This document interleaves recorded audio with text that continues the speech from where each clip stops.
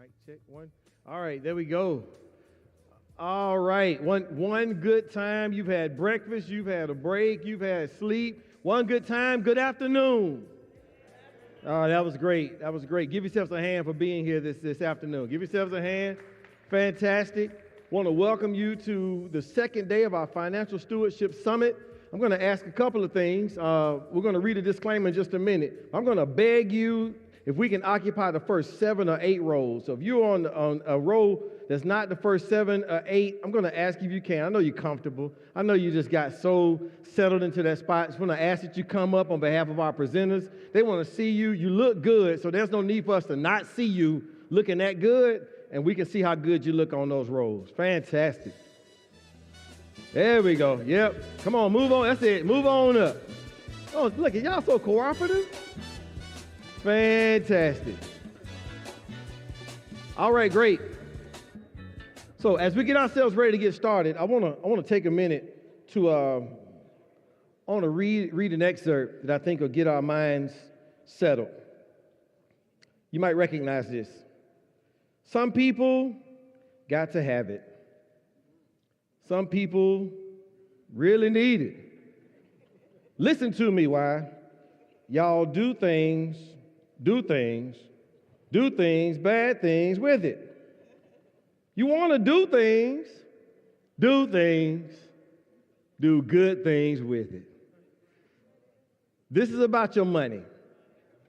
And I'm sure all of you can relate to doing something really bad with your money at some point in your life. Can I just get an amen on that? And I'm sure all of you can relate to wanting to do good as much as you can by your money. Can I get an amen on that? That's why we're here. We have some experts in the Lord's church. Clap it up for that. Experts in the Lord's church who are willing to give their expertise to help you. And we have an online community as well. Glad that you're joining. And we hope that you really gained something. Who was here last night, real quick? Who was here last night? Okay, that's great. Great crowd. So return. That's good. So give me real quick, just one word. How was last night? One word. Yell it out. Fantastic. Awesome. Educational. Informative. So we're looking forward to another fantastic, awesome, educational, and informative experience. Before we begin, it's going to be very important that we engage in this disclaimer. I'm going to read the first part of the first paragraph. Then I'm going to ask you to play some music. You'll read the rest, okay? Y'all know about disclaimers, right? I'm going to read it like a disclaimer, too. The Renaissance Church of Christ is hosting this financial stewardship event to provide educational and informational resources for our members and the broader community. Please be advised that the views, advice, or services presented by any speakers or facilitators during this event do not necessarily reflect the views or endorsements of the Renaissance Church of Christ. Very important that you read this. Y'all read the rest. Give me some music. Give me about 2 minutes. Read the rest of it.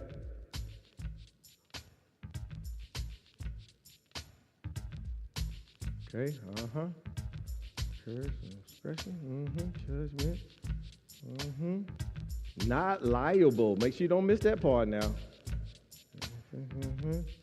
Licensed financial attorney,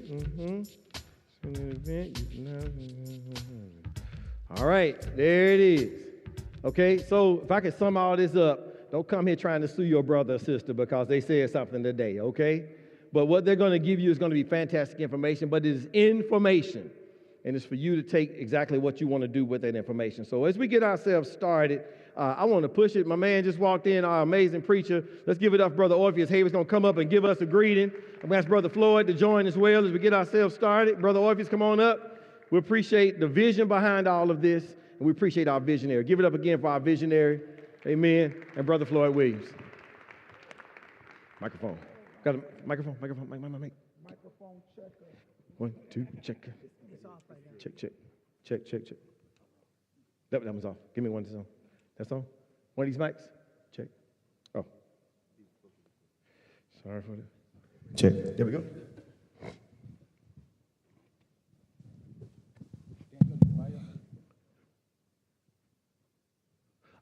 Okay. Oh, I forgot. I'm supposed to read the bios. My fault. So we have Dr. Orpheus J. Hayward, originally from New York. He made Atlanta his home. In 2003, he became the assistant minister. In just 3 short years after his arrival, he was ordained as the evangelist of the Renaissance Church of Christ, formerly known as West End Church of Christ. His study of the Bible is constant. Don't y'all believe that? All day. Having received his Master's of Arts in theology Master of Arts in Biblical Studies, and later completing his doctorate degree in theological exegesis. His biblical expertise and understanding of the word is transformative and results in a unique learning experience. He works diligently to ensure accuracy in interpretation, to build a foundation for proper application, a healthy balance of sound doctrine and practical biblical application. Dr. Hayward delivers a recipe for spiritual success. As a result of his dedication, the Renaissance Church of Christ experiences continuous growth. Once again, Brother Orpheus Hayward, let's give it up. And then, of course, we have one of our distinguished elders, Brother Floyd Williams. Floyd Williams is a seasoned entrepreneur with over 35 years of business experience. Floyd has launched successful companies, including Williams Advertising, a boutique advertising agency, Provision Mortgage Corporation, a residential mortgage company that he and his wife ran successfully for many years. Sounds like he might have one of those, like on one of those corridors with like 8, 9 stores, and all of them belong to Floyd Williams. That's what I'm talking about. And currently works as the founder of Leadership Partner Group, an executive and business coaching consultancy. Leadership Partner Group works with business owners, C-suite executives, and emerging leaders within large corporations. Floyd holds a master's degree in organizational leadership development. He is licensed in insurance and financial services and is certified as a business and executive coach through the International Federation of Coaching. In 2022, Floyd was appointed as the U.S. Small Business Administration's business coach for the state of Georgia. Isn't that fantastic? Once again, we're going to get a little talk show style here as we finish up some of the presentations from last night. Let's give it up again for Brother Orpheus Hayward, Brother Floyd Williams. All right. Awesome. Mic check. Mic on? Testing, testing, testing. All right. Well, I think we had a great start yesterday. Yeah, it was I dope. think it was really informative, and we were able to enlighten many of the folks who came on some fundamentals of how to really be a better steward. Yeah. And that's what it's all about. It's not about how much money you have or how much money you don't have. It's about how you steward what God gives you as an assignment. I love the term you use, as an assignment to be able to use for his glory and not our glory. What do you think about that? Yeah, I think yesterday, was awesome. Yeah. I got to go home and told my family how they messed me up terribly. And how we got to get this cash flow game, right? And all the 8 core values you went through was just incredible. This is information that I bet many people start saying, man, I wish I knew this earlier. Yes. But I was thinking yesterday, man, how much our kids need this, our youth, to have this in a way where they can actually have these strategies. So I thought yesterday we started biblically. And the biblical part's important, but we often ignore the practical part. That's like, how do you actually play this out in real time? So we just thank God for a great start. Yeah, it was great. Yeah. And I made an error yesterday, so you guys corrected me on it. My spelling is awful. I was a good student, but I was a terrible speller, right?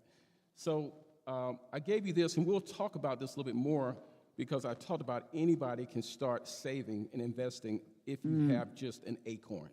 Just a few dollars, and I it's just still wrong. So this is supposed to be acornswillgrow.com, but it's acornwellgrow. So many of you tried to go there, and that's not the right URL. So put an I there, Acorns Will, and at the end of the session, I will pull that up, and let me do it now. We should have the right one there. Well, I guess we don't. We didn't correct that, but it's corrected in my presentation. So we'll get that. So it's Acorns Will. Okay, everybody got that? Okay, great. All right, I'm going to finish up a little bit on the practical application of putting together a budget. Please, yes. And then today we're going to focus on a couple other things. Specifically, we're going to focus on mortgages and real estate. And what I was telling Virgil is some people might have made a mistake of not coming because they might say, I already have a mortgage, or I have a home. But there's a lot that you still need to know, even if you've had a mortgage, or if you have a home, about real estate. With all the changes in the new administration, there's a lot of nuances that you really have to be up on to make sure that you don't miss incentives and ways to reduce your income, your outgo, so you can have more money. So We'll talk about some of that too. So let's get into some of the particulars of how to put together a retirement plan, because I told you guys last night that I was going to go into a little bit more detail about that. So we'll do that. This has to load up. Let's look at this a little bit closer. This is what I said last night. We were laughing about this because a lot of people work to a certain age, and they have this notion that they're going to retire because they have reached that certain milestone as far as age is concerned. But I always say that retirement is really not about age. It's about what? It's about income. So your income will dictate to you when you're going to retire, and you don't dictate to yourself when you're going to retire. We've seen the evidence of that, where people retired early and then they ended up at Publix or Kroger's or Walmart, not because they want to be there. I want you guys to get that. If you're 81 years of age and that happens, you don't want to be at Walmart saying paper or plastic. You don't. You didn't plan to have that be the destination after retirement. Right. Well, people are there, and you can go test it out today. They're there because of why? They have to. They literally have to. Social Security is not enough. They didn't look at it, they didn't calculate it. They didn't go and research how much their Social Security was going to be at a certain age. They didn't pay attention, and they didn't do the numbers. And so when you don't plan when you fail to plan, you plan to what? Fail. That's right. So that's really important. So I want to talk a little bit quickly about this, quickly, because we have a lot today to cover. And I'll take questions. I like taking questions in the middle of the conversation. So if you have something, raise your hands, and we've got some people walking around, Virgil, and some other folks with the mics to take any questions, because I want to make sure we leave here, you leave here not confused. And you're enlightening, and you're going to make application of some of the things that you learned. So retirement age has shifted. It used to be 65. I guess when our parents really were working, it probably was 55. That's right. Yeah. But now it's 65. Now it's moved up to 67.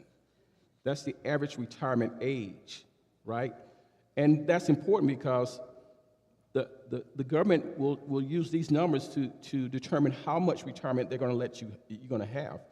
If you want your full retirement, you have to work to that full age, right? If you retire at 62, which you can, you leave a lot of money on the table, right? Or if you retire at 65. But if you wait to get your full retirement, then you can actually get that full retirement, right? So let's think about that. Annual retirement expenses based on 80% of pre-retirement income, expected savings growth, 6% annual return before retirement and 4% during retirement. Life expectancy is 90 years today. People are living longer, especially women. Women live longer than men. Okay, so this is a synopsis of someone who's going to live, who's looking to live at least to 90 years of age, and not run out of money. Right? You need to be getting these type of returns, 6% annual return on your investment, on your retirement, and 4% during retirement. You're going to be getting 4% now that you're retired. So wherever you put your money, you need to get 4% to be able to not run out of your money. Social Security, the average monthly check is $1,800 a month. So if your expenses are $3,000 a month, and you only get $1,800 a month, do we have a problem? We have a problem. Serious problem. Yeah, Houston. Welcome to Publix. We Welcome have a problem. to Chick-fil-A. Welcome to Kroger's. Unless we plan. And that's why this sanctuary should be filled. Because we said 78% of people live paycheck to paycheck. If that is true, how are they addressing this issue right here? Right? So, withdrawal rate of 4% per year from the savings that you have accumulated. This is what our strategy is. If I do the right things, and I want to retire at 67 years of age, then I can take whatever I've accumulated and saved up, I can take withdrawals of 4% per year from my savings and never run out of money until I'm 90. So here's the question. How much, based on your age, this is a question for you in the audience, how much, based on your age, do you think you're going to need to retire comfortably and live, let's say, live to 90? And I'm taking questions. Virgil, go around. Let's ask my. Let's do it this way. Do we have anyone in their 30s? In your 30? Okay, Virgil, take the mic to this gentleman who is in his 30s. How much do you think you're going to need for retirement if you want to retire at 67 and have enough money to live to 90? And give your name. Go ahead and give your name. Hi, everyone. My name is Sean Patrick. Okay. Okay. So you said 80% of my current income for about, 23 years between 90 and 67. Yeah. That sounds about maybe like 4 million. 4 million? About 4 million, 4 or 5 million. Okay. All right. Let's see what it looks like in actuality. So, at age 30, you have 37 years to save and let that money compound. And when I say save, you can't make this happen just saving. You have to save and invest. Yeah. It's not going to work if you just save, okay? So we'll assume that he's saving and investing. His target really should be $1.2 million. That's what you want to have in your bank account when you hit 67 at 30, okay? That's pretty challenging, right? You'll have a longer time horizon for compound growth to happen. What that looks like for you today, if you need to start saving, I'm saying when I say him, anybody that age needs to start saving $500 to $700 per month, every month. And then invest that money properly and invest it into another vehicle. We'll talk about that vehicle. But you not need to, it's not just putting that money in the bank and getting no interest. It's saving it and then putting it in a vehicle where you can get at least 4% return. Does that make sense? And 4% is low. That's a money market account. That's a high yield savings account, right? With 6% annual return, so 6%, not 4, 6%. Withdrawal rate of 4%, that means he can take 4% out every year and live off of that until, let's say, we'll quote unquote say, until the rest of his life. That makes sense? That's bad. That's not bad for 30. Anybody in the 40s? Talk to me, Floyd. Talk to me. How much, sir, do you think you need? I'm still in the 30 bracket. I just had a question. Oh, no, you're in the 30? No. We need somebody in the 40s. But wait, I have a question. Mid-40s. No, somebody. You have a question? Did you have a question? I had a question. Okay, go. Yeah. My question with that, you said 4% return. So what is that a month? Is that still that $1,800 that you would be getting a month? What would that be? Yeah, well, it was 6% annual return. 6% annual return. Yeah, you can only take 4% out. Every year? Yes. Every year, you can take 4% out of that $1.2 million, and you will never go down to zero. Well, until you at least you can go to 90 years of age. We're using 90 years as that. But as far as monthly, what would that be? For 4%, 1.2 million, monthly, what would that look like? Would that be $1,800 still? Because you remember the first example you were talking and you said 1,800 isn't, maybe got. No, the 1,800. I think you're talking about the 800. The average Social Security check is $1,800. It has nothing to do with this. Yeah, exactly. Yeah. So, but you make a good point because what we're trying to do is create multiple buckets of money. Okay. So we can add that. We can add that $1,800 as cash flow on top of what we've saved ourselves, right? So we can draw from this $1.2 million 4% of that annually. Plus, we can leverage the $1,800 a month that we get from our retirement check. What most people do, they try to live just on the retirement check, and they know that it's not enough. Does it make sense? Does that make sense?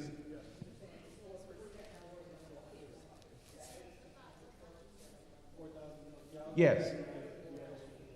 Yes. So we can add whatever that is to the $1,800 that we get for our monthly cash flow. And it makes our lifestyle a little more comfortable because we're not just relying on our Social Security check.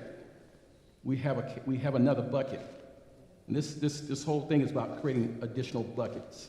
The more buckets you create to draw from during retirement, the more comfortable your lifestyle will be. Does it make sense?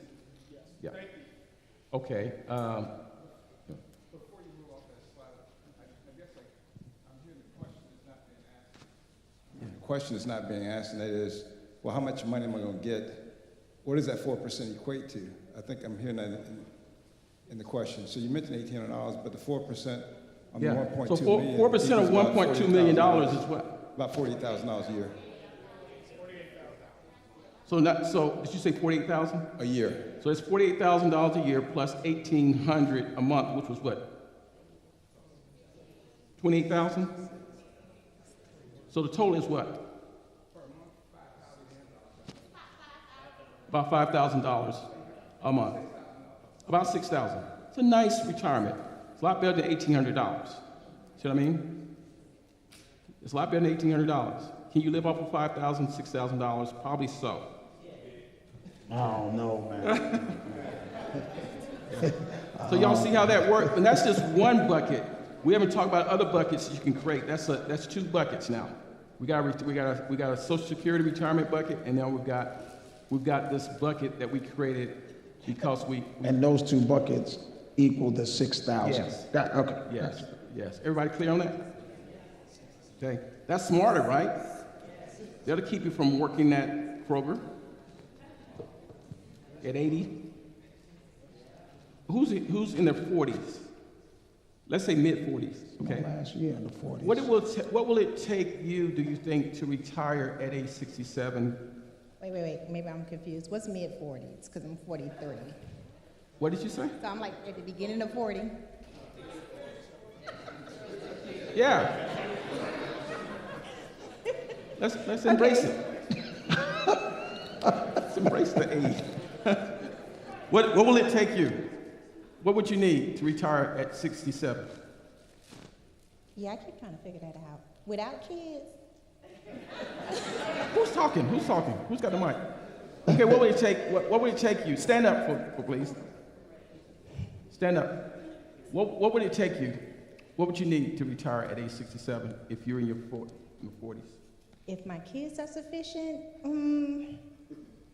Forget about don't think about your kids right now. About you. I don't know. I keep trying to figure that out. Yes. But 4.6? Million? Yeah. Okay. She's got a heavy lifestyle.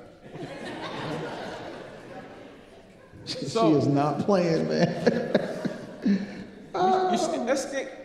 You're still 1.2 million. You can make it off 1.2 million at 67, but the amount of savings increases.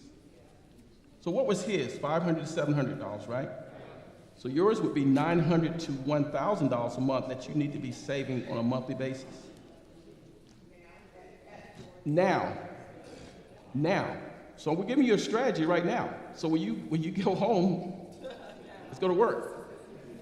So you need to be saving $900 to $1,100 every month until you're 67, and you'll reach this milestone, and you'll be able to live comfortably to 90.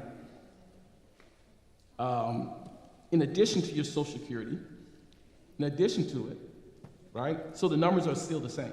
So is that, that's not including my investment accounts or anything, right? No, we haven't got there yet. Okay. Because you might be messing up on the investment account. I don't know what you're doing with that, but I'm just saying, if you do this right. No, I'm just joking. But if you do this right, then that's what you would need. And you would need to be getting a 6% annual rate of return with the savings. So it can't be in a bank, right? It can be in a bank, but it's got to be in an interest-bearing account that's generating 6 or close to it. Now, a high interest savings account probably will give you at the most probably 5.5% probably. Yeah. But you can do other things to get to that. We can go, I don't want to go into weeds, but that you can get 6% return on your money with a lot of different investment vehicles. You can. A little bit more aggressive than a high yield savings account, but if you're young like him, 30, you want to be a little aggressive. And if you're 40, you still can be a little aggressive. As you get older, you can't be as aggressive as he can be at 30, right? Did you ever? There's the question. There's the question back there. I was saying that when you're young, you can be a little bit more aggressive. Okay.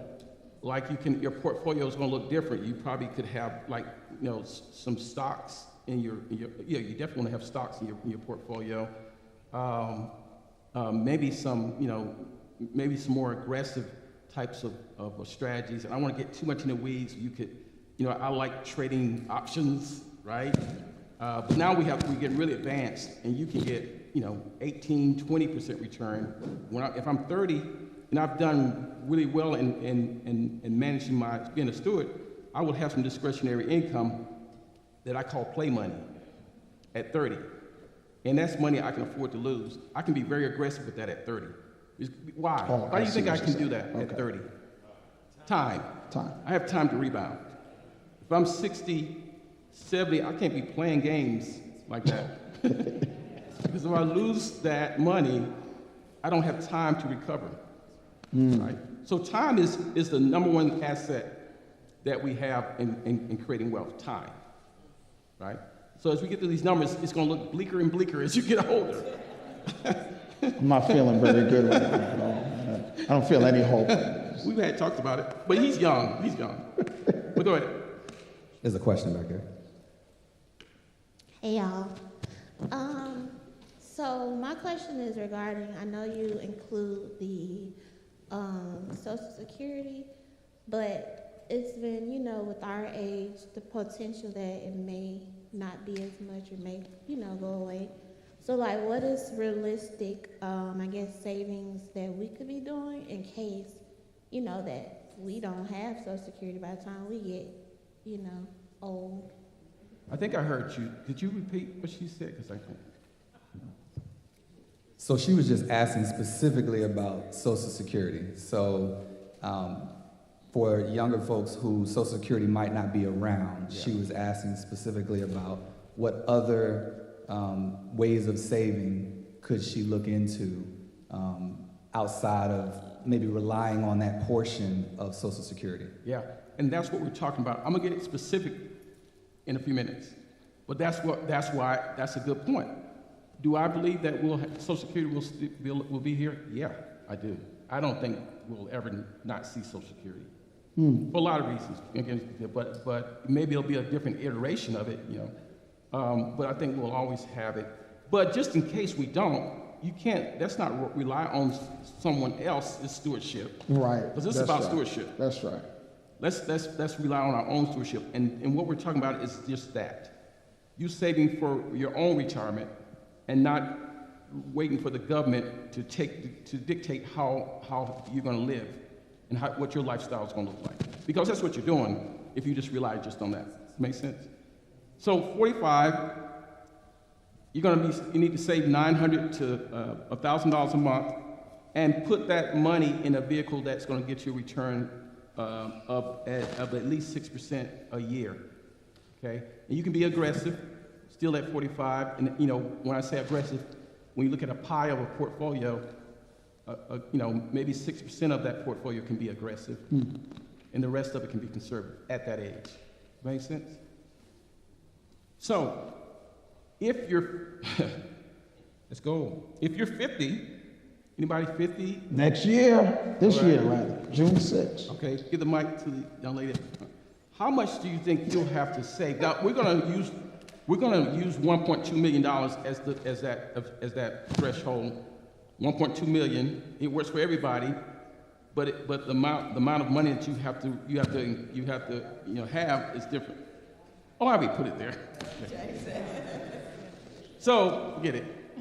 Now it gets a little bit more challenging when you're 50. Now you need to be saving $2,500 per month.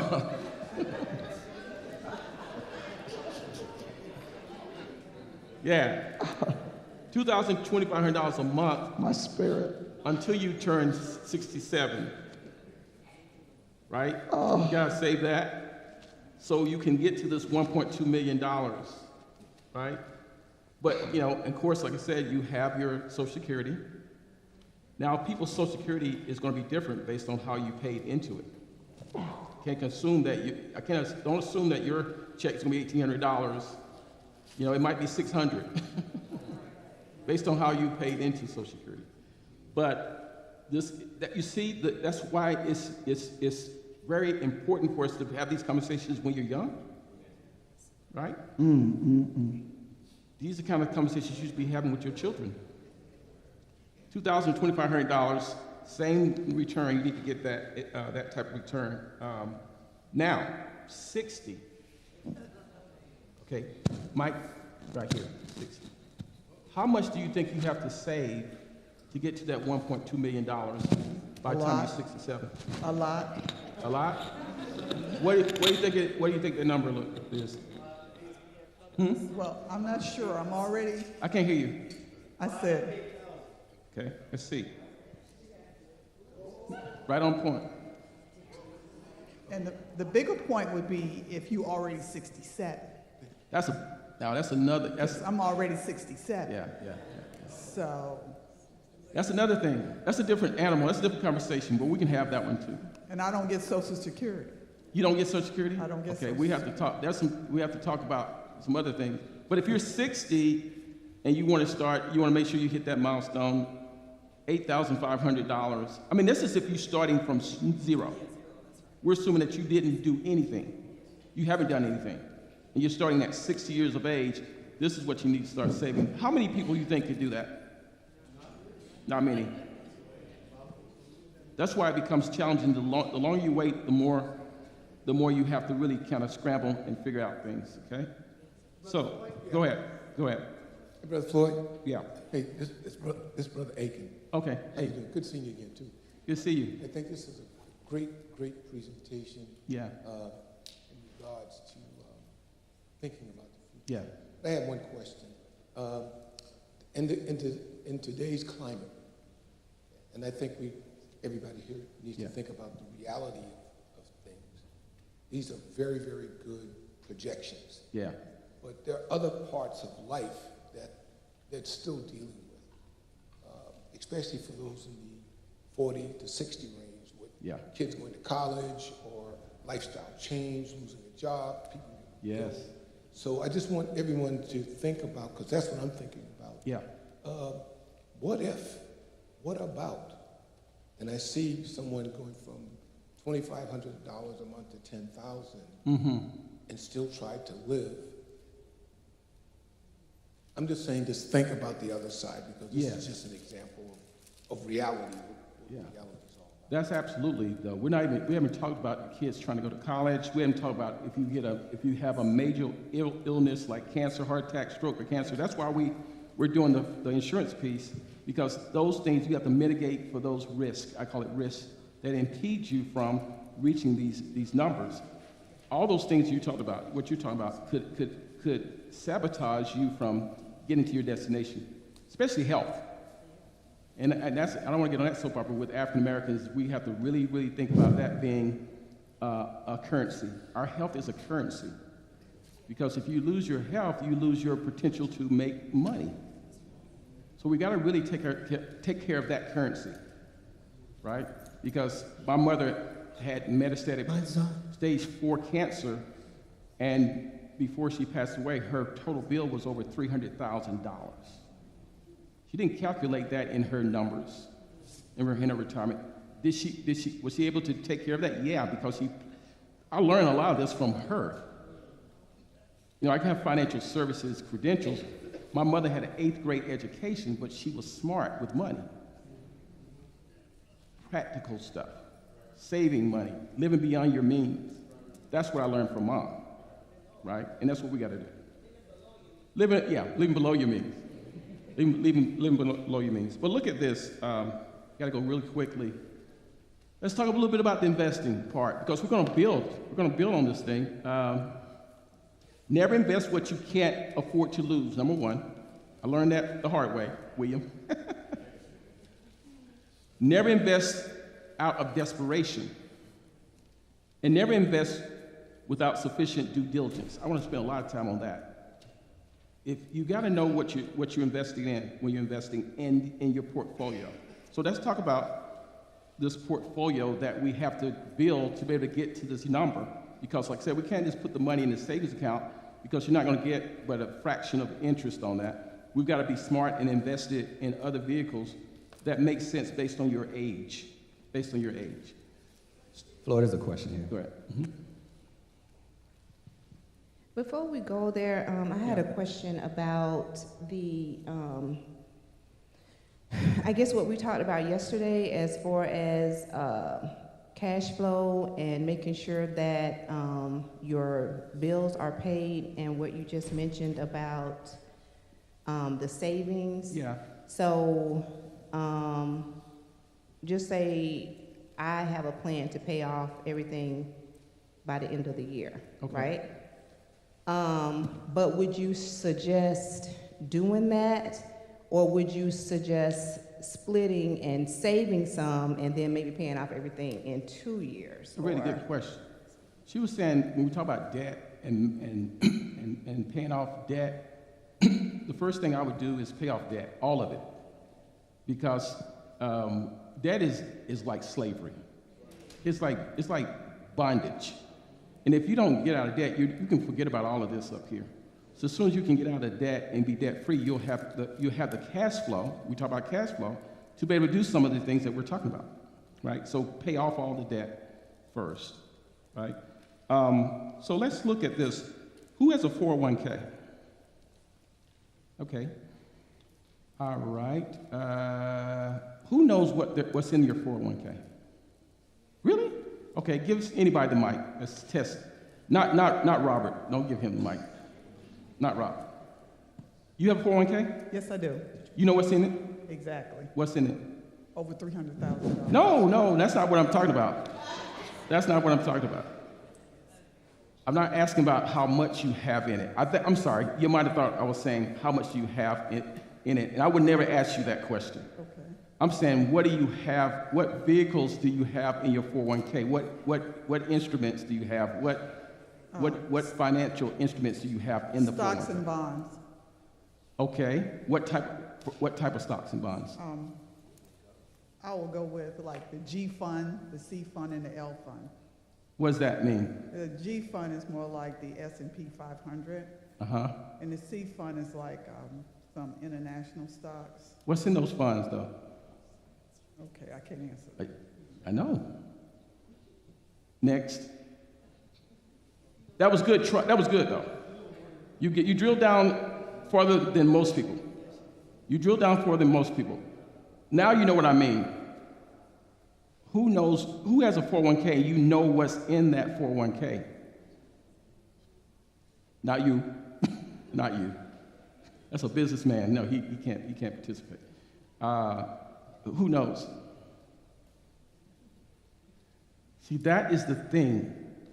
We're talking about stewardship. Now, that was good that you did drill down that far, because most people couldn't. But the thing about it is that we can't rely on our financial advisor to put us in financial instruments and not understand what those companies are, or those instruments are, and be able to articulate it back and be able to analyze them yourself, because we're talking about financial stewardship. We're saying, I'm going to give God's money, because it's not yours, to someone else to steward who is not even a godly person, and I'm going to rely on them to make sure that they do the right thing. So we have to really understand there's some there's some accountability that we have to have about God's money when we take it and we invest it in different places. Make sense? So the way to do that, and you don't have to be a financial advisor. You don't have to study money like someone like me I would do, but you need to know the basics of where your money is and how your money is working, so you can go back and you can check behind your financial advisor if you choose to do that, if you have a broker. And it's easy to do, but sometimes we get really lazy in our financial stewardship. And it's a lot of people. So there's a lot of places you can go to do research on your investments. First, you got to ask your financial advisor or whoever is managing 401k, what's in there. If you have stocks and if you have bonds, what are bonds? What are bonds? Anybody? What are municipal bonds? Money that some government is borrowing from you. Yep. In layman's terms, you're letting the government borrow money from you. It's probably one of the safest bets because the government doesn't usually default on their responsibility. So if you got a municipal bond, you've got a bond that you put your money in some government municipality. And they're saying, if you give us this, we'll give you 4%. If you let us borrow your money, we'll give you 4% return. That's an investment for an older person because it's very conservative, very, very conservative. Go ahead. Then what is an I bond? Say again? An I bond. You have to, well, there's so many bonds. You have to read. That's what I'm calling you to do. If you buy it, then you need to know what that is, right? You need to know what that is. Okay, we know what a bond is, but what is that bond? Is it a municipal bond? Is it a government bond? And how does it work, right? So you do that research. If you're going to have that in your portfolio, you need to know what that is. Does that make sense? Okay. What is an ETF?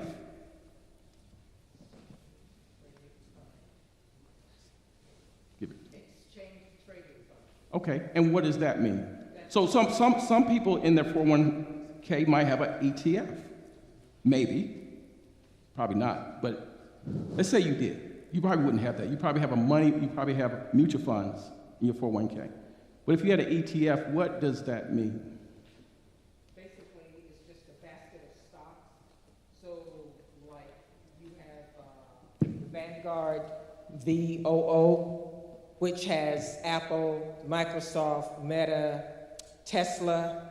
So you got the 500 top stocks in the VOO. That's and right now it's trading at $600. That's everybody should know that here. If you got QQQ, those are technology. Boom. If you got QQQ, that's technology stocks. That's the NVIDIA. That's other tech stocks. It's a portfolio of tech stocks, and you're betting that those stocks are going to do well, and that's why you have them in your portfolio. And if you're looking around and you're noticing the news and everything about NVIDIA and some of the other tech companies, the Googles, the Apples, and all those tech companies, you can follow them. And if things start getting sideways with some of these companies, what should you be doing? What you're talking to your advisor about? Let's reallocate our funds in my portfolio. Or you can sit there and do like some people did in 2008 and watch their portfolio go down to half. And then if you go down to half, it takes you 10 years to recover to get back to zero. So we have to really understand we can do our due diligence, and these are some of the places you can do due diligence. And we're not trying to be financial. You don't have to try to be a financial advisor. Just knowledgeable. FinViz is a place you can go to do some research of what you have in your portfolio, what you want to put in your portfolio. Yahoo Finance, Zacks.com, Google Finance, Morningstar. I like Yahoo Finance. I have it up here. And it's simple. I don't want to get too much in the weeds, but what are you doing? It's just like, let's say that this is Apple. This is one of the stocks would probably be in the QQQ, right? And you say, well, let me see how Apple's doing. Well, you can go and you can look at, you can just go to this area. Anybody can go here, go to yahoo.com and go to analysis. So you can analyze your own portfolio.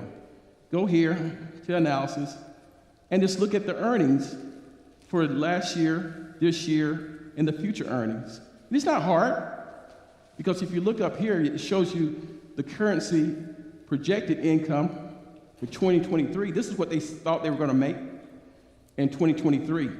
2.1 trillion. This is in $1 trillion. This is a $1 trillion company. This is a large cap company. And if I'm going to invest in companies, and if I'm going to be conservative, I want to invest in some large cap companies, because do you think that Apple's going to go out of business anytime soon? So 2023, they projected that they would do $2.1 trillion. You tell me what happened. And in the next year, first quarter, they did 1.5. The next quarter, they did 1.3. And in 2024, they did 0.95 trillion. Did they do better over the years, or did they do worse? They did worse. But that's not the criteria to say that that's not a good company. But you just have to look at that and say, wow, interesting. That's what they projected. This is the actual. This is the estimated. This is the actual. They thought they were going to do this. This is the actual. They did 2.18. Was that better than what they thought? Here they thought they were going to do, they did actually 1.53. Was that better? Here they did 1.4. Was that better than what they thought they were going to do? And here they did 9.7. Was that better? So did they do well? They did better. They did better than they thought they were going to do. Okay? So you can look at basic stuff like this, and there's Google. You can Google how to read this and how to analyze this. This is surprise. This means that this is the percentage of how better they thought they were going to do than they did, right? And it shows you every quarter they did better than they thought they were going to do. So this is what you can do. You can look at the trends. You can look at the basic stuff to really understand, do I want to buy that stock? Should I have that stock? Sometimes the numbers will look really, really bad. It's obvious that this company's going down. I need to shift and reallocate my portfolio, talk to my financial advisor, because they get paid whether you lose money or not. That's why I don't have a Series 6 and 7 license, because I know that game. I could just sit there and tell you to put $1 million in something, and you lose all of it, and I still get paid every month. I still get paid, right? So you have to really know a little bit about what's going on in your portfolio. Does that make sense? Any questions about that? I'm not going to go too far, because that could be a whole seminar. Let's look at this real quick. Okay. All right. And this is the whole thing I'm talking about. You can have a financial advisor. I don't think it's a problem having, Charles Schwab or Edward Jones, but understand you're giving up a portion of your portfolio when you do that, and you don't manage your own portfolio. Can everybody manage your own portfolio? Probably not.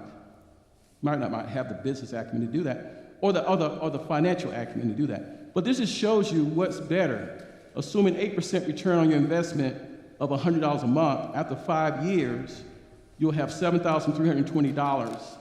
That's passively managing your own fund. You have $7,320. Actively managing mutual fund, of 1%, you would have $7,159. You have less. Investors pay how much more in fees in activity management funds? $161. That's not bad.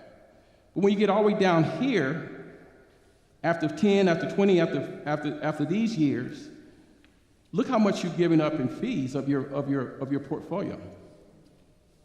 Because we might be too lazy to learn what I just showed you. Right? So we got to understand it's going to cost you not to be due diligent and really learn how to do some of this that I'm talking about today. we can continue this maybe offline and talk a little bit more about how to really start learning how to manage your own fund better, because there's a whole seminar that we could do about that. Let's talk a little bit about IRAs. What is an IRA?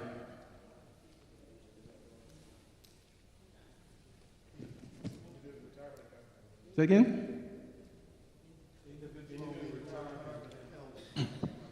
Individual retirement account. So if you have 401k at work, that's great. Or anything that you have that the company is taking care of, that's great, but that's one bucket, okay? But you really want to think about having other buckets. And an IRA is a great bucket to have because of the tax advantages, right? So I think that everybody should be thinking about having an IRA, either a Roth IRA or a traditional IRA. And let's talk a little bit about the differences of those IRAs. They have tax advantages. So let's say that you put together, you wanted to have a Roth IRA. Anybody can start one if you have cash flow.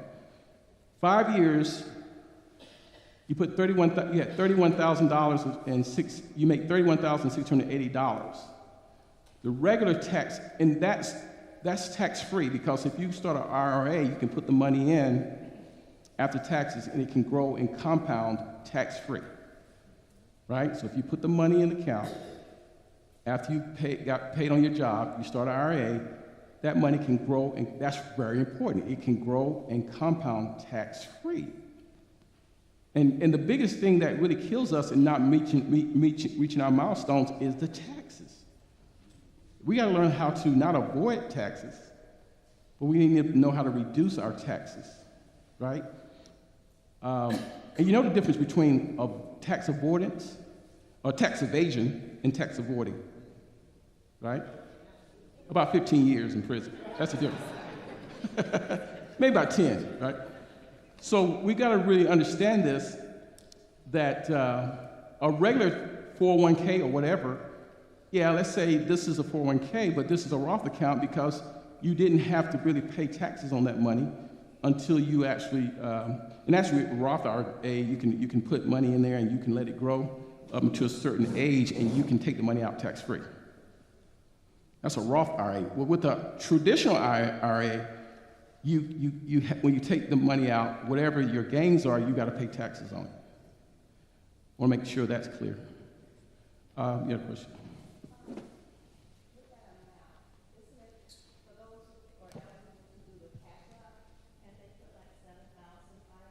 Yeah. Well, if you're older, you can put more in your Roth IRA than normal. It's between the regular contribution is like 6,000 some change, and then if you're older, there's a catch-up clause where you can put like 7,000 and something in that account. Right. You have to be working. That's what I'm saying. You have to be. When I say cash flow, you have to be working to do that, right? So a Roth is great. You can make only so much money. I forgot what it is for an individual, maybe $140,000 or something like that a year. For a couple, maybe 200 and something. Don't quote me on this. 250 or something like that. 280, something like that, right? Is that right? 250. If you're married, you can actually put that. You can actually. That's the threshold that you have to be under to be able to get a Roth IRA. Otherwise, you have to do a traditional IRA, right? Go ahead. Hello, I don't know if this is a question appropriate for this setting, but if you have your TSP and you're doing 5%, can you still do the Roth IRA with 5%? Could you repeat what she said? Because I can't hear back here with those mics. Sure. Can you hear me now? Yeah, try. Oh, okay. I said I was asking regarding the Roth IRA. Yeah. Is that similar to the TSP with giving like 5%, or those two different investment types? Yeah, the Roth IRA is it's not 5%. It could be Roth IRA. Your money is in. So we have an IRA, and it's a self-directed IRA, where I choose what I want in my portfolio.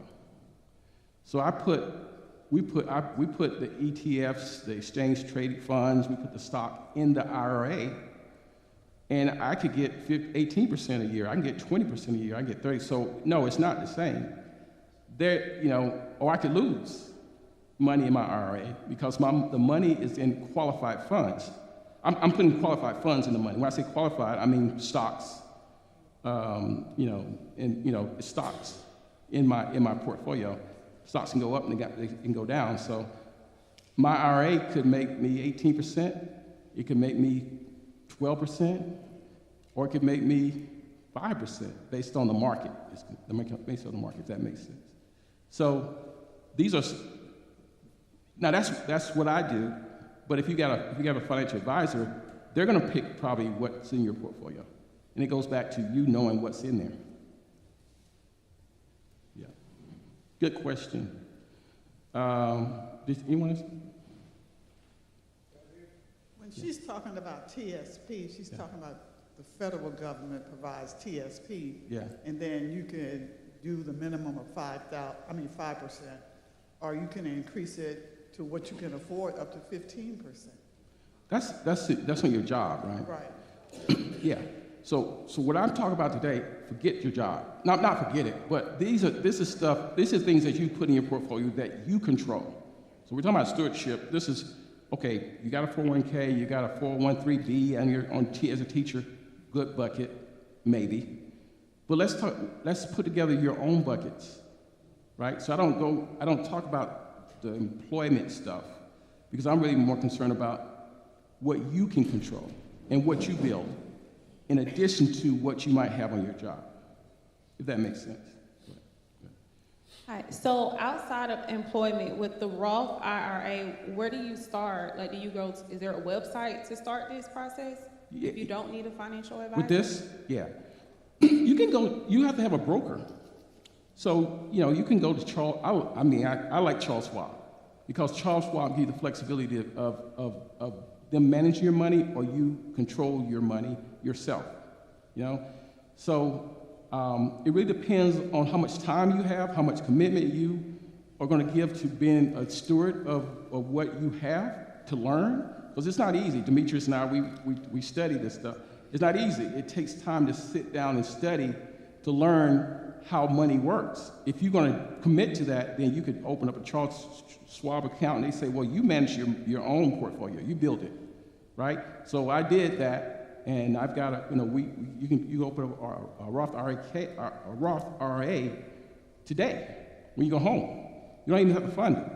And then you can decide what to put in that portfolio if you have that financial acumen, or you can say to Charles Schwab, I've got $50,000, I got $20,000, I got $10,000 that I want to start a Roth IRA. Well, I'm just using that number. You have to start with $6,000, and I want to put it in there, and I want you to manage it, and they will manage what's in that portfolio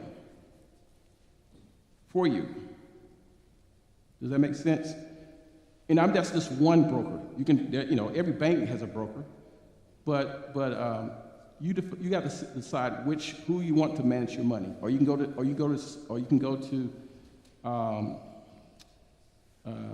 There's so many. I won't even count. Yeah, Fidelity. You can go any broker to start. Let's get this one. Let's get this one and then get this one.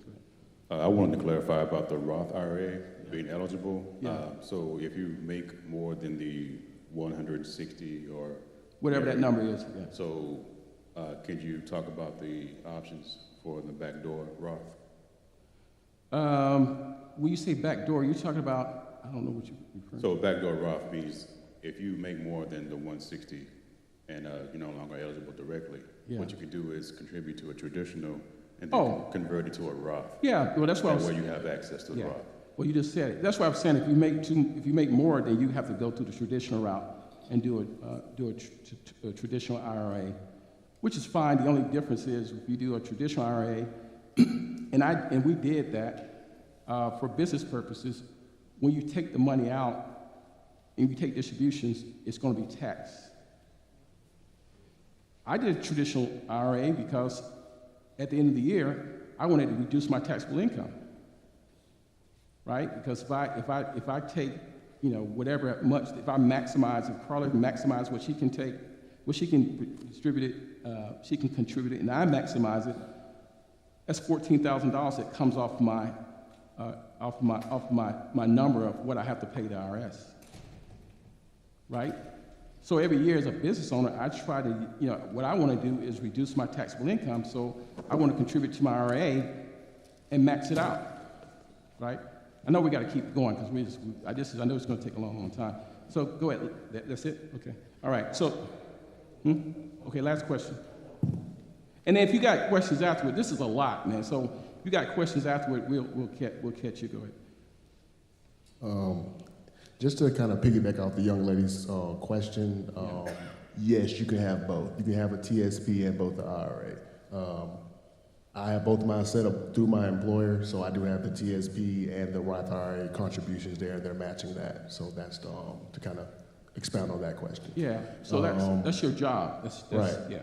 You can, like you mentioned, you can have private IRAs that you can go out and take. But my question is, we talked about IRAs and we talked about a little bit about stocks. Yeah. Are we to consider those just safe routes of saving your money? What, the IRAs? IRAs, and then the investing in the big cap stocks. Are we to consider those safe, or are there strategies to leverage those quote unquote safe money vehicles to kind of propel yourself forward? They're safer.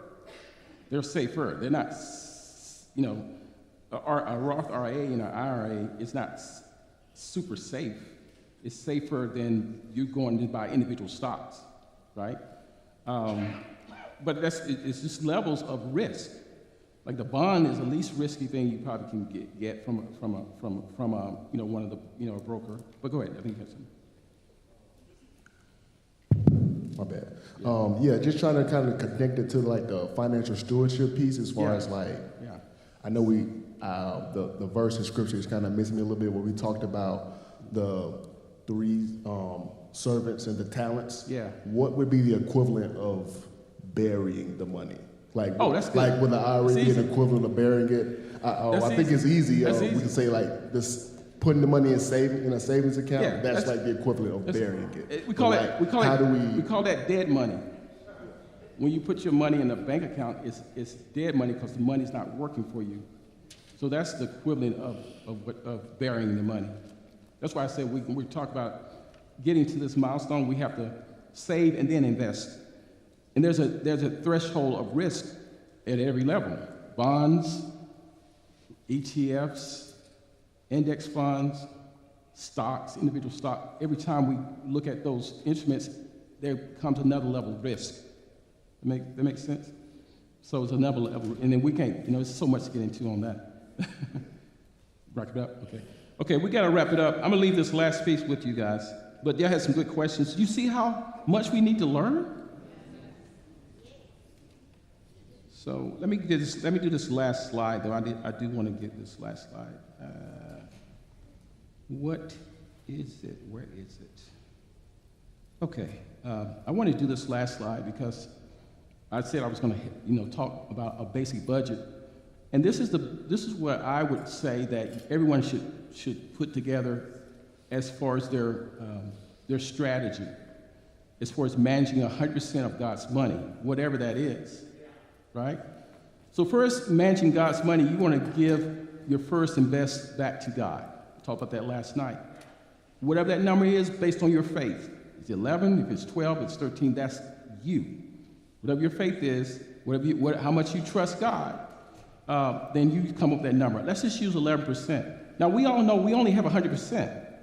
When we use all the 100%, we don't go to what? The credit card. We don't go. That's it. Okay? And we wait for another, you know, for the next month of cash flow. Pay yourself. I don't care what happens. You always pay yourself 10% or more. Okay? No matter what bills you have, no matter what happened, no matter what creditors are asking for money, you pay yourself 10%. This is the challenging thing that people don't do. Whatever that 10% is. Personal benevolence. I really believe in that. You know, I believe in that we need to be individually benevolent to each other, to other people, right? Mortgages. I said you have fixed income, you have fixed costs. There's some costs that are fixed, and you should never be over 60% of the fixed costs. That means those costs are not going to change: your health insurance, your car, and your mortgage, and other things that are fixed for the next 5 years. That's what I call fixed. You shouldn't be more. You should never. When you go over 60%, go home and do that. If you're over 60%, you should be worried because we need to stay under 60% of fixed costs, because you're going to have 40% left for everything else. Okay. And then plan for the famine. There will be challenges. You will have, you might, 2 tires might blow out at the same time. Your engine might go out. You might get sick. You might get a diagnosis. Those things will happen. Plan for the famine. That means you're putting 5% every single month in that account. Everything. So I told you guys last night, we have about 7, 8 accounts. I try to fund all those accounts every 30 days. And sometimes you don't use those accounts. That's great. Let it accumulate, right? Hopefully you won't use an emergency account for a long, long time. College fund, 3%. Investment, 3%. That's where you can take the investment, and you can. That investment money is where you can go out and you can start creating those buckets, whatever they look like. Clothing, and then enjoy the fruits of your labor. I believe that we can enjoy life while we're on this earth, but 3%. And let that 3% accumulate, and maybe at some point that 3% is large enough for you to go on a vacation to Hawaii. Could be. So we have a travel fund, but when the money's not there, we don't do what? We don't travel. It ain't hard. So I want you to look at this, and I'll, if you need this, I will give that to you. I'll make this available for you. So I'm gonna stop here. This is a powerful piece here, a penny compounded a day. You guys seen this? So you take a penny, you compound it every day for 30 days. This is the magic. I hate to use that word, but this is the magic of compound interest, and that's what we're trying to do with our money. We want it to compound. The younger you are, the faster it'll compound. 30 days, if you compound a penny every day for 30 days, you would have $5,368,000 and some change in 30 days. Right? So we want to get this compounding down, right? So now let me go ahead and let Dan, I'm going to segue to Dan come back up, and we're going to have a conversation about mortgages. And while Dan is doing that, I'll prepare the slide for you, Dan, so you can get the person up.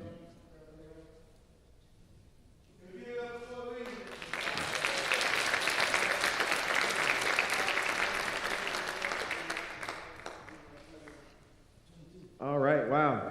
Can you hear me? Wow, 401ks, Roth IRAs. Who has an HEADACHE?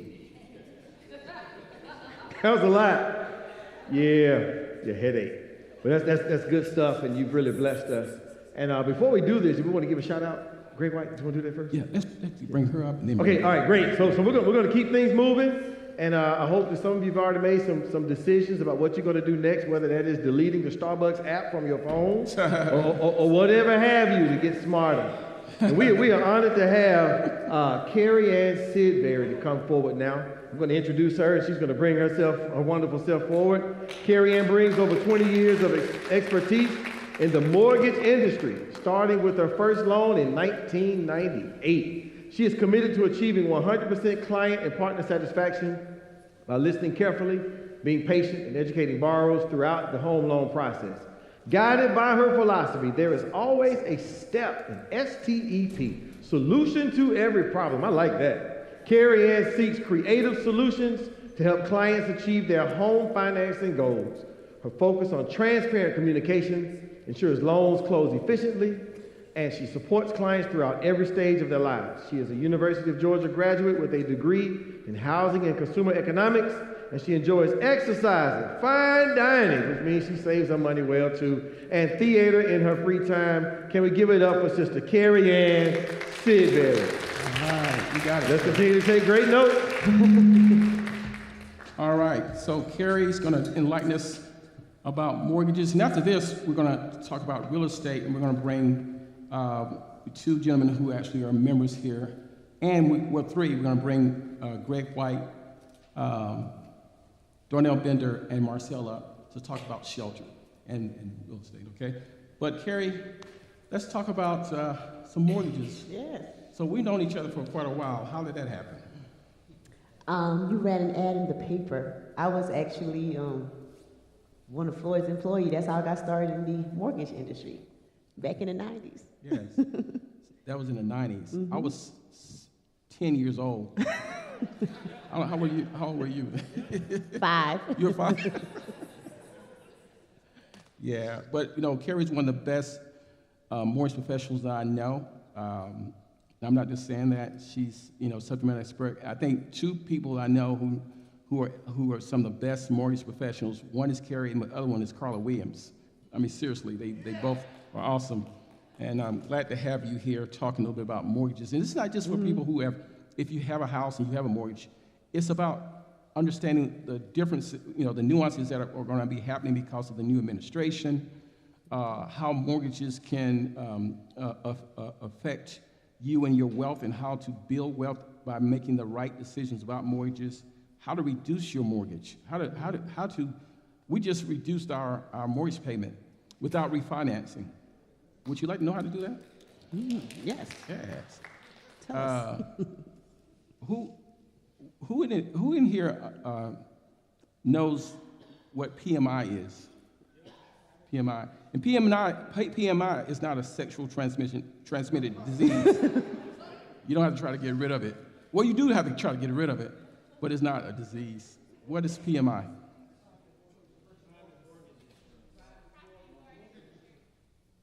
What? Private mortgage insurance. Okay, good. So that's what PMI is. We're going to talk a little bit about that, how to get rid of that. Do you know how to get rid of it? You don't know how to get rid of it? No, not you. Yes. But you're going to talk. I don't want to steal your thunder because you're going to talk about that, aren't you? Yeah, if that's what, I know we were having an open setting. Yeah, we have an open setting. I'm here to talk about what we all want to talk about. Let me get to it because I don't want to steal her thunder here. So I'll move your slides. Well, you go ahead and move your own slides.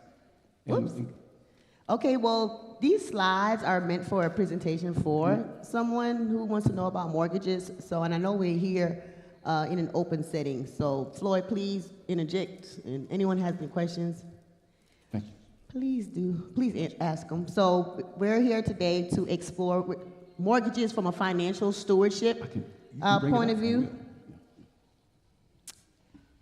And this is just my contact information and my license number. I'm at Madison Chase Capital Advisors. I'm a sales manager there. Whose mic is that? Okay, so why home ownership matters. From a biblical perspective, you prepare your work outside, get everything ready for yourself in the field, and after that, build your house. So the home ownership matters when it comes to financial stewardship, because Floyd, you talked about investing your money, right? Mm-hmm. And a lot of people, when you purchase a home, yes, you do have that liability of paying back that mortgage. So you're basically buying a house, you own the house, and if you don't buy the house in cash, you get a mortgage to secure that property. And you can spend wisely by being a good steward and staying within the 28% range of the mortgage. But I'm here to tell you, when you go to qualify for a mortgage, the qualification for a mortgage is a lot higher than that. So you want to keep that in mind when it comes to financial stewardship. I mean, you can get approved on your income up to 50% of your gross income when it comes to getting a mortgage. So just because you're approved for that mortgage, that may not be the best thing for you in your checkbook and what you have going on in your as far as the type of legacy you're trying to build and everything. But a mortgage is a good thing because it is a debt, but it's a good debt because it's a debt where as time goes on, it accelerates. It's an appreciating asset. Good question. Mm-hmm. She just said that mortgage companies, and Carla's still in mortgage too. I hear it before. I've heard it from her. The mortgage company will allow you to be approved for up to 50% of what?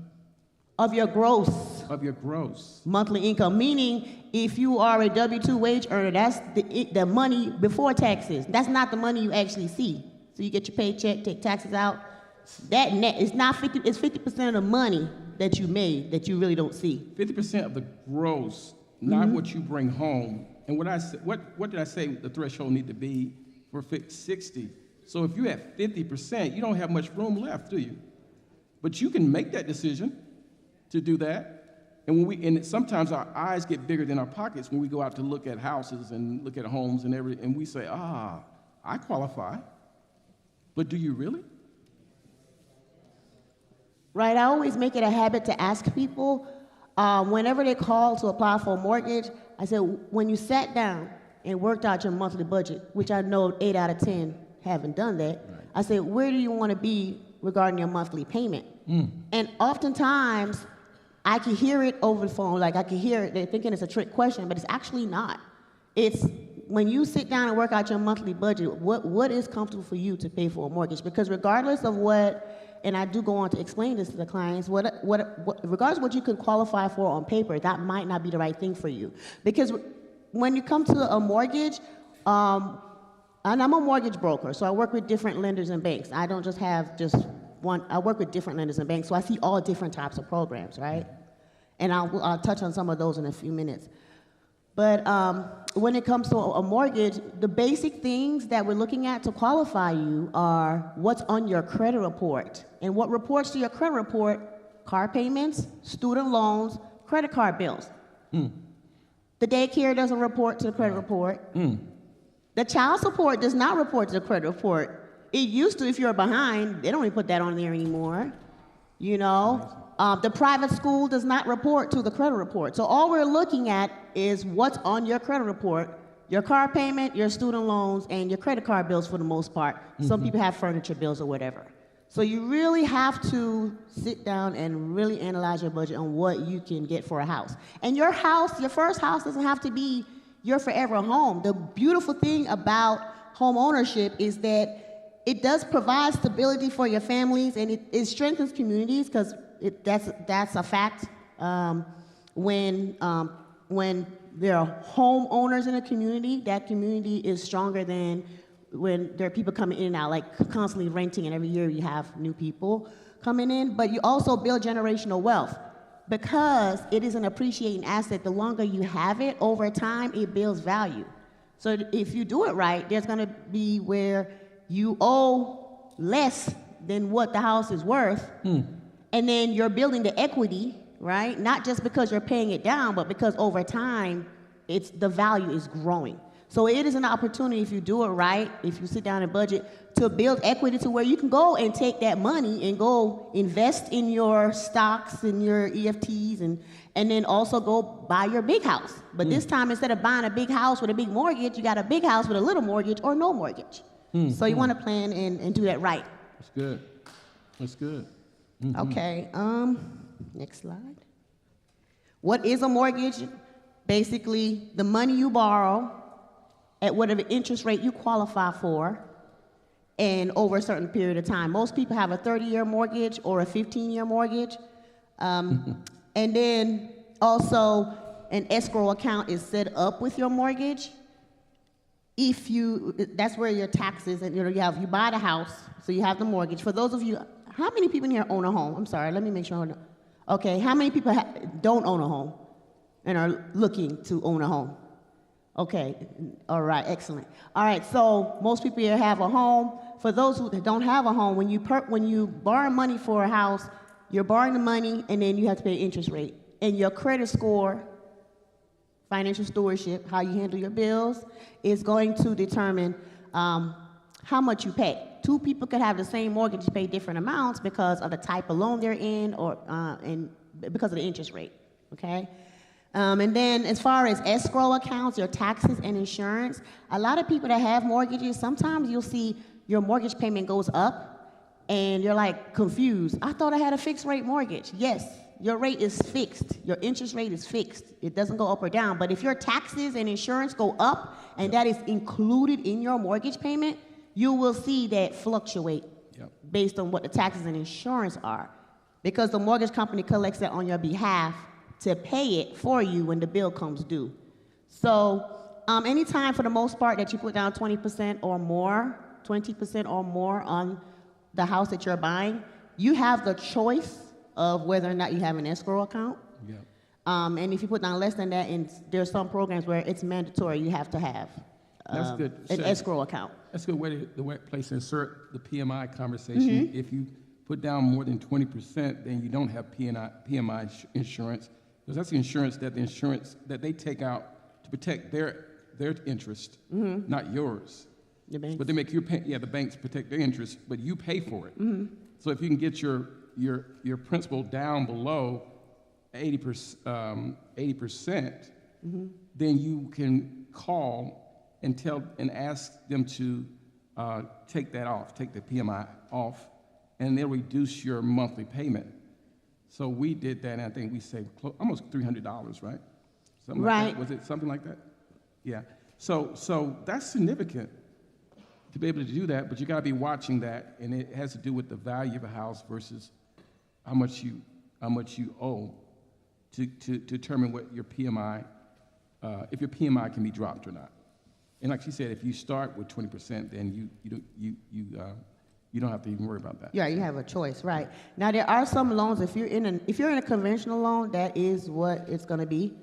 It'll fall off automatically by 78%, meaning 22% equity. But at 80%, you are eligible to have it removed. So it's a good idea to call. Yeah. To make sure that is removed, and that means you have enough equity.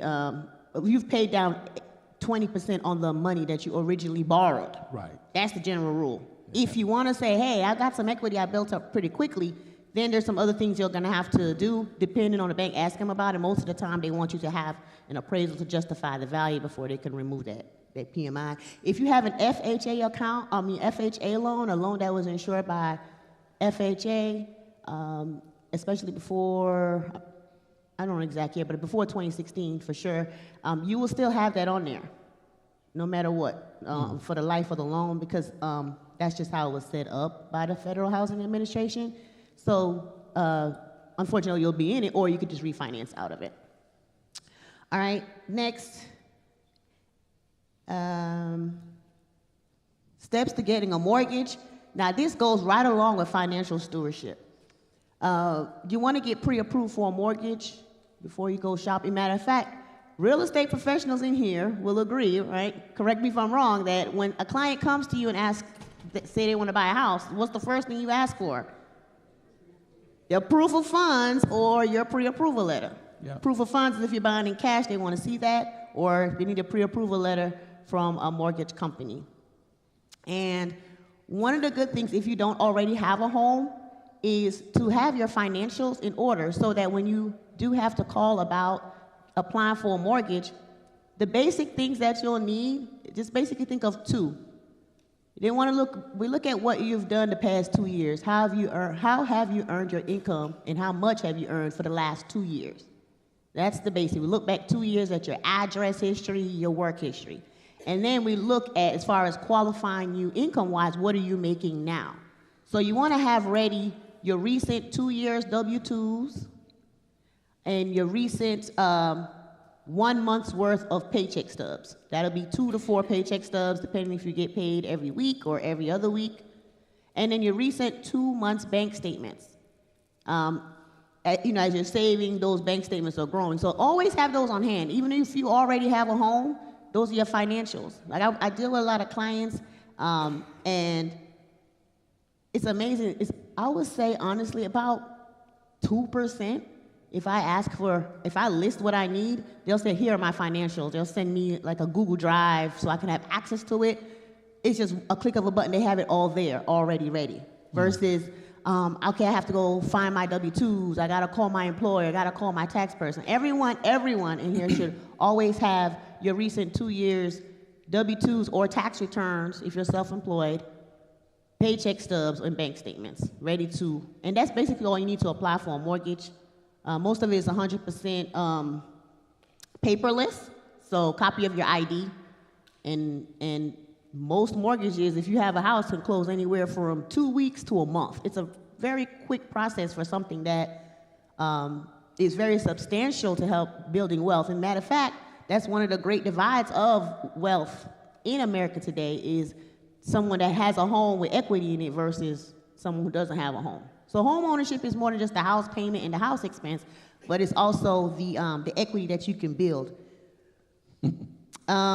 We talked about having a clear understanding of what you can afford. So steps to getting a mortgage, you have your finances prepared, you get your pre-approval, you go out and you find a home. Once you find that home, you have a contract. At that point, your loan goes into basically a fully underwritten phase in order to be able to get a clearance to close on that loan, because once you find a house, there's things you're going to inspect the home, make sure the home there are no repairs or underlying issues that you may not want to have to deal with. And there's no inspection that's 100% perfect, but you at least want to know what you're getting. And then the value is confirmed with an appraisal, and you turn your documents in, and they verify what's on your application, and then you close. So those are the steps. And if you're ready for them, it makes it a lot easier if you have those financials in place. Types of mortgages. For the most part, there's a lot of mortgages out there, especially nowadays. You have different mortgages for different people. Traditionally, it's based on your earnings for the last 2 years. Most people have a W-2 or they're self-employed, they have their tax returns. But you can also use your bank statements to qualify for a loan if you're self-employed. Look at your monthly deposits for the last 12 months, and that could help you qualify for a loan as well. But for the most part, most loans are either going to be fixed or adjustable when it comes to the interest rate. And right now, for the last several years, most people are in a fixed rate mortgage. Then you have a conventional loan, FHA loan, USDA loan, VA loan, and non-QM. These, from the conventional FHA, USDA, and the VA loans, it's basically saying who insures these mortgages. So the banks, the lenders, they lend the money, but who is going to insure it if there's a default? That's where that PMI comes in. So if it's a conventional loan, your minimum down payment is typically 3% of the purchase price, 3 to 5% for the most part. So you'll have the PMI that in case there's a default, the bank can call the insurance company and get paid on a difference when it comes to them having to sell the house and not getting as much money as they have loaned on the house. And the same thing with FHA. FHA typically, that's insured by the Federal Housing Administration. It typically requires 3.5% down payment. They are a little bit less stringent when it comes to your credit scores, and a little bit more aggressive when it comes to how much you can borrow, how much debt you can have in addition to your home. That's FHA. USDA is similar to an FHA loan, but you may consider purchasing a home. Like if you like living in Metro Atlanta, but you like living on the outskirts of Metro Atlanta, there are some territories that are not too far from Metro Atlanta where you can get a house with no money down. It's a USDA loan. And those are territory-based. It has to be in a USDA territory, and that will allow you to get that financing. There are some income limitations to that loan, but for the most part, then you can make over $100,000 on a household and get one of those loans, $100,000 per year. The VA loan, if you're a veteran, you're eligible to get a loan with no money down as well, and no PMI. So if you're a veteran, or if your spouse is a veteran, please utilize that VA loan because it's no money down and no PMI. So you have 100% financing with no PMI. And non-QM is just basically, they're not under one of these main areas, so they're a little bit more loose with their guidelines. Bank statements, use your bank statements as your income, your average of your deposits if you're self-employed. And if you've never owned a home before, and you want to buy an investment property, you can. If your credit is strong enough and you have money, like 20% down, you can get what's called a DSCR loan, debt service coverage ratio loan. What is that? There's basically no documents that you need except for your name, address, date of birth, and social. And you're strictly approved, okay, based on your credit score, most of the time 680 or better. You're strictly approved based on how much rent that property is collecting. So if you want to start investing in real estate, even if you never owned a home before, you can use one of those loans as long as you have sufficient monies to put down for it. Okay, coming to the end of my slides here. Avoid common mortgage mistakes, overextending your budget. We talked about that. Not saving for unexpected expenses, repairs, and emergencies. It just doesn't, when you buy the home and you close, you have the keys and you're happy and posting on Facebook, you got to think about having enough funds for the repairs and the emergencies. Repairs and emergencies that could take place. Like we had the cold weather last couple of weeks. Pipes can burst. You know, the HVAC can go out and you need your heat.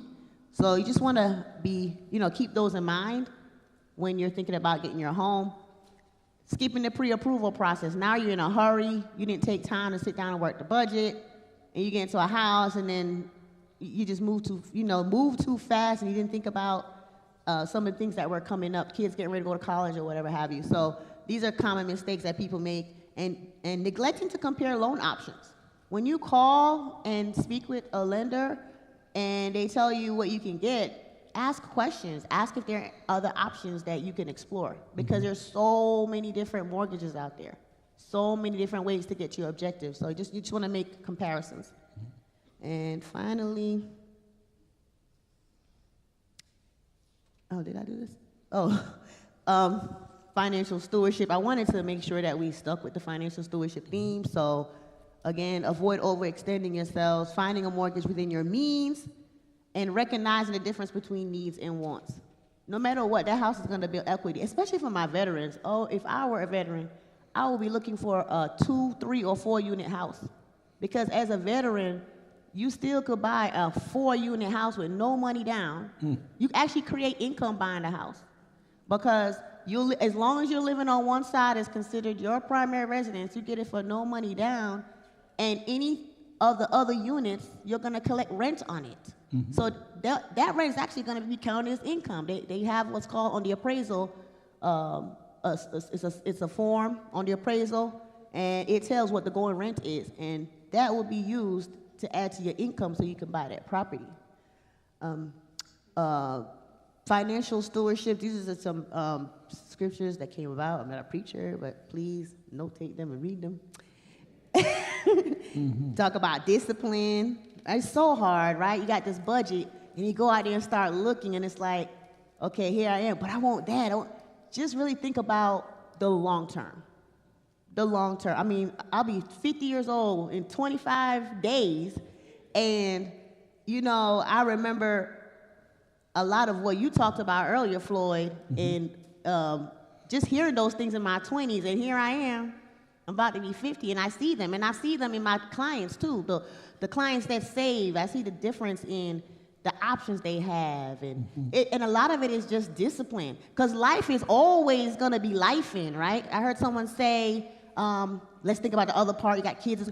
There's always gonna be something, and you hear people live check to check. The bigger the check, the bigger the live in the check to check, right? For most people, and I see a lot of.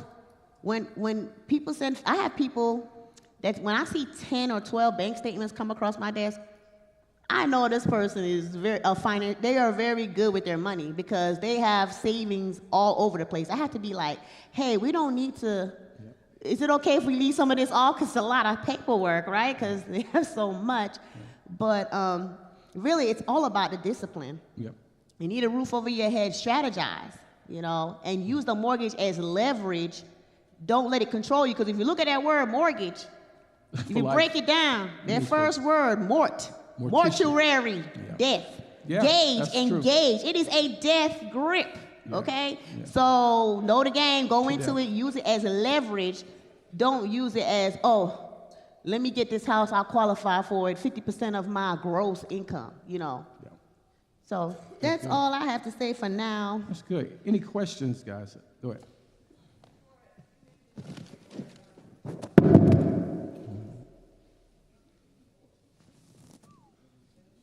You mentioned for VA and buying like multifamily, how long does the VA person have to live in the property? Great question.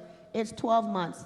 Anytime you buy a property, whether you're a veteran or not, you're considered, you get the lowest down payment where you're considered owner-occupied. You're going to occupy that property for 12 months. After 12 months, you can do whatever you want to do. So yes, great question. So listen, you can do that, then move on to the next one. Yeah.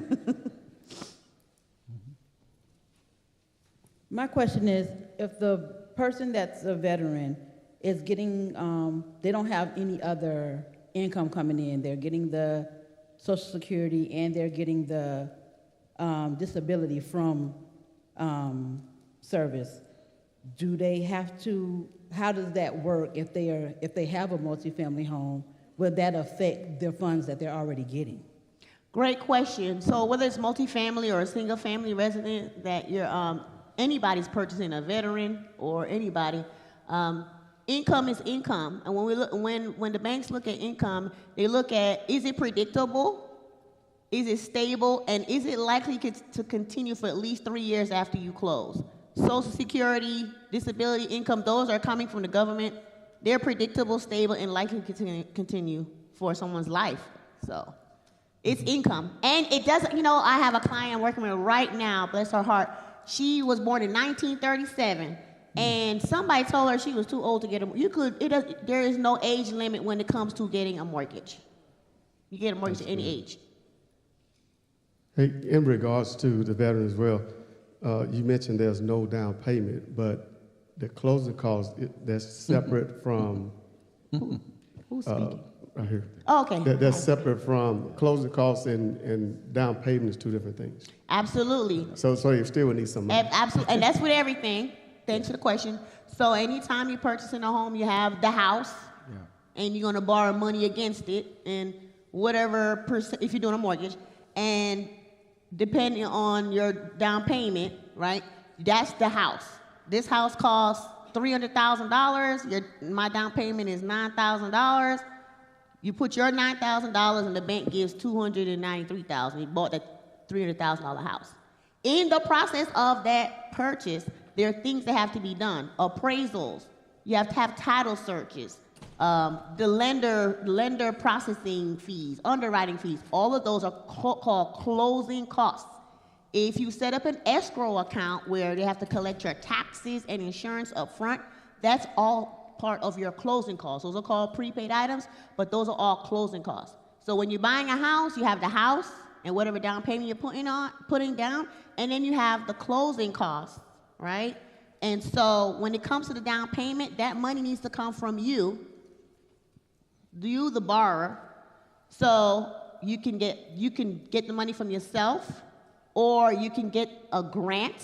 There's some grants out there, down payment grants, things like that, from an institution that offers the grant. If you're eligible for it, you can get a gift from a relative. That's the down payment. But the closing costs, you also have to pay those, but a lot of times in negotiations, sometimes, not a lot of times, sometimes you can have the seller contribute towards those closing costs. Sometimes. They don't have to. Yeah. It's all part of negotiations, but you do have to be prepared to pay down payment and closing costs. I think it's over here. Okay, go ahead. I want to know, what do you think about a reverse mortgage, or I guess equity, pulling the equity out of a house for an older person whose home is already paid for? For living experience. Great question. I would say consult with your financial advisor or your whoever you make your financial decisions with when you are eligible for a reverse mortgage. Yeah. To see what works best for you, because a reverse mortgage is basically exactly what it sounds like. Instead of you paying a mortgage, the mortgage company is paying you. And there are certain calculations. You have to have there's an age requirement, certain calculations that are taken into account. And at some point, they would have paid enough money to when it's time for that to expire, you're moving on, transitioning, then the bank will get the property or get paid back, right? Or you can pull the equity out of the house and put it in a vehicle that's making 6% and take 4% off on your own. So I always say that decision is something that you have to personally make within yourself and whomever you consult with to see what's better. Do you want to just not have a mortgage, have the mortgage company pay you, and at the end it's reconciled with your relatives, right? Because a lot of people think that, oh, the bank is going to get my house. No, they really don't want your house. They just want the money back so they can do this process again, right? Or do you just tap into the equity that you have into your home and try to put it in a vehicle that's going to earn interest? Now, with the current market and the interest rates right now, current prime rate is 7.5%. Somebody that's looking at interest rates, looking at their age and investment vehicles, they probably would lean towards a reverse mortgage because the interest rates are a lot higher now than they were 3-4 years ago. But again, that is a personal decision, a strategy that you have to sit and talk with the people you talk to or a financial advisor. I just had a quick question. How are veterans defined?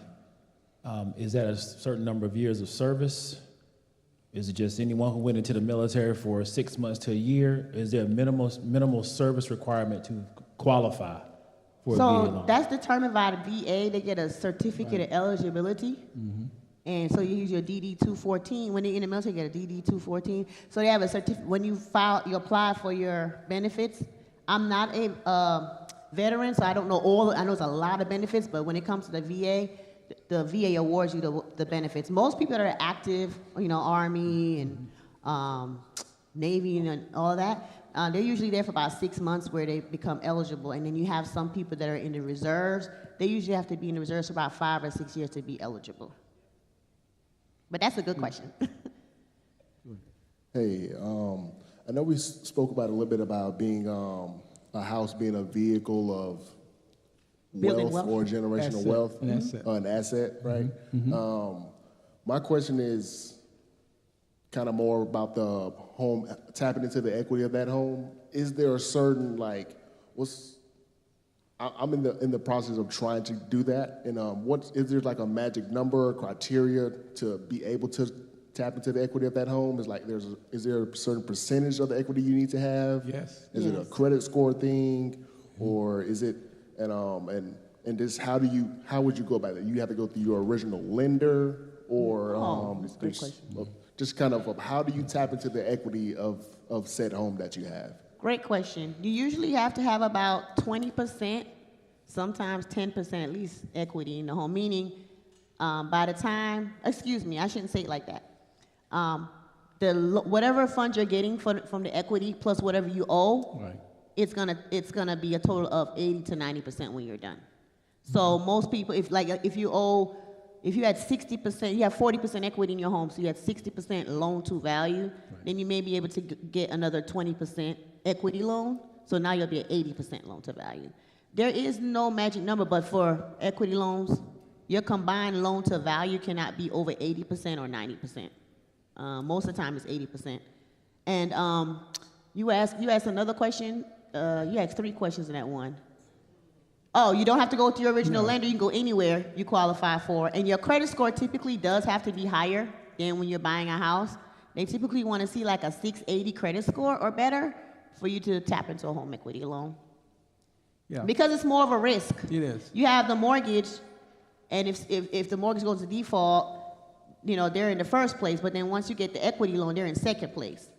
So more risk is a higher criteria to qualify. Right, thank you for that. And I just wanted to try to expound on actual strategies we can use to try to get that wealth, because like you kind of touched on, the interest rates and the price of houses right now, it can become a money pit that you can't really move yourself out of. I like that word, money pit. Yeah, not budgeting for those expenses and repairs. A house can be a money pit, right? Or you can strategize and have that house build equity so you can put into other investments, or have multi-family units that you purchase with no money down. And you just have to really strategize on it. I can't. What's the word? If you find yourself in a position where you say, I wish I would have done that, a lot of us have children. We could pass this information on to our children. Our 20s and 30-year-olds that are looking to buy homes now, maybe have them start off with their starter home and move up. One of the things you have to look at, and this is not a fun, homeowners associations, you got to be careful when you're buying into those. They're great. I live in one because they help you keep the property value as far as you don't have to worry about your neighbor painting their house pink, Pepto-Bismol pink or purple, you know what I mean, cars parked. That's one thing. But the other thing is there's certain things you can't do with homeowners associations. Like you can't have Airbnb or you can't, you know, they restrict you on how many people can rent their houses and things like that. So, you know, I'll be careful about, like, if you're buying and you really want to strategize, maybe think about maybe buying into a decent neighborhood that maybe doesn't have a homeowners association so you can turn your property into rental, you know, things like that. I mean, that's just one suggestion I have, but there's so many ways to strategize and build a wealth. I caution people to take their equity to pay off credit cards. Yep. Because those are unsecured debt, meaning they're not secured to anything. Your Discover card, your Macy's card, they're not tied to anything. And once you use your mortgage to pay them off, now it's attached to your mortgage. Yep. You don't pay your credit card bill, you will get dings on your credit, but you can recover from that, right? Yeah. You can become a good steward, better steward, start saving more, start spending less, right, to get your credit to recover. But if you can't pay your mortgage, after a certain time, they're gonna come and take your house from you. So that's one thing. I do caution, if you're going to use the equity in your home, use it for something like investment, a higher education to get you to the investment, or opening a business. Those are the top three things I will use my equity for. I piggyback on that. Be cautious of how you use your equity, how you take equity. When we first started, when she was working with me, that's what we did. We did HELOC loans, and people were, you know, 125%. Dipping into the equity for all types of things. But you got to be really careful about taking equity out of your home because that's your place of refuge, right? And you're taking a risk if you borrow a certain amount of money out of your home for certain things. Then now you reduce that equity is gone, and now you've got another liability if it's going to cause you to have another expense. So you got to be really careful about that. And like I said, we used to do that. That's what we specialize in. And I was always questioning people like, why are you going to do that? Yeah, it helped them in the short run, right? Because I don't have all these credit cards. But here's the thing. They will go and run the credit cards back up again. Right. Typically they do. You know, because you didn't break that habit. You got this quick fix. Oh, these credit cards, especially like now after Christmas, a lot of people have that tap into, and you're gonna have a lot of people. I know as homeowners, you get bombarded with requests to, hey, get your home. I mean, you buy your house in January, by March, they're asking you to tap into your home's equity. No, like to pay off cards. No, just really be cautious of that. Yeah, you gotta be careful. Sometimes it does work for certain situations. If you've got a lot of debt and you got a high interest credit cards, and you pay off those credit cards with a HELOC loan, and you're disciplined to take that money, that extra money, and do the right things with it. Like I said, put in maybe an investment vehicle that's going to give you a higher return than the money that you borrowed. What is that called? The difference between I forgot the margin.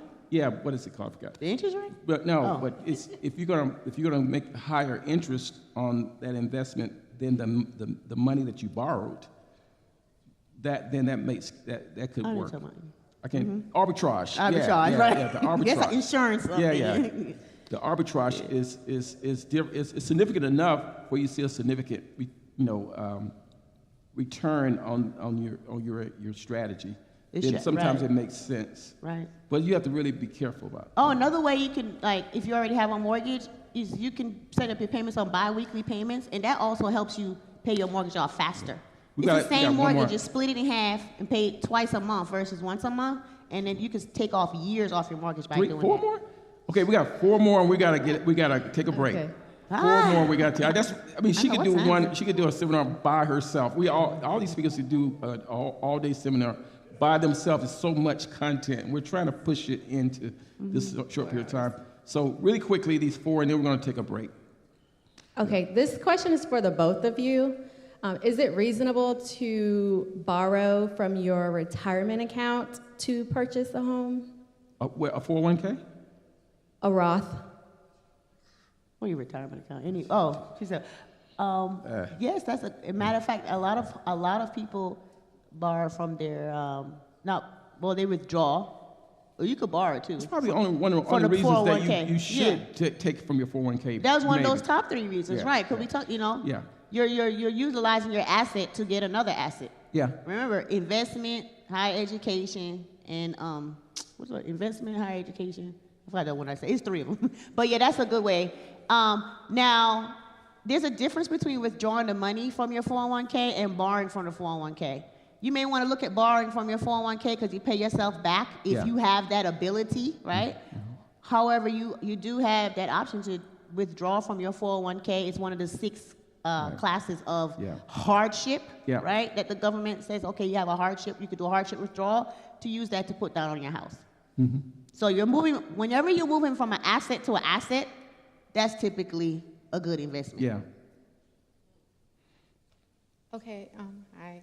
You mentioned some great details about requirements for W-2 employees. How about 1099 employees when it comes to getting a mortgage? Okay, who's speaking, please? Yes, sir. Oh, hi, I thought so.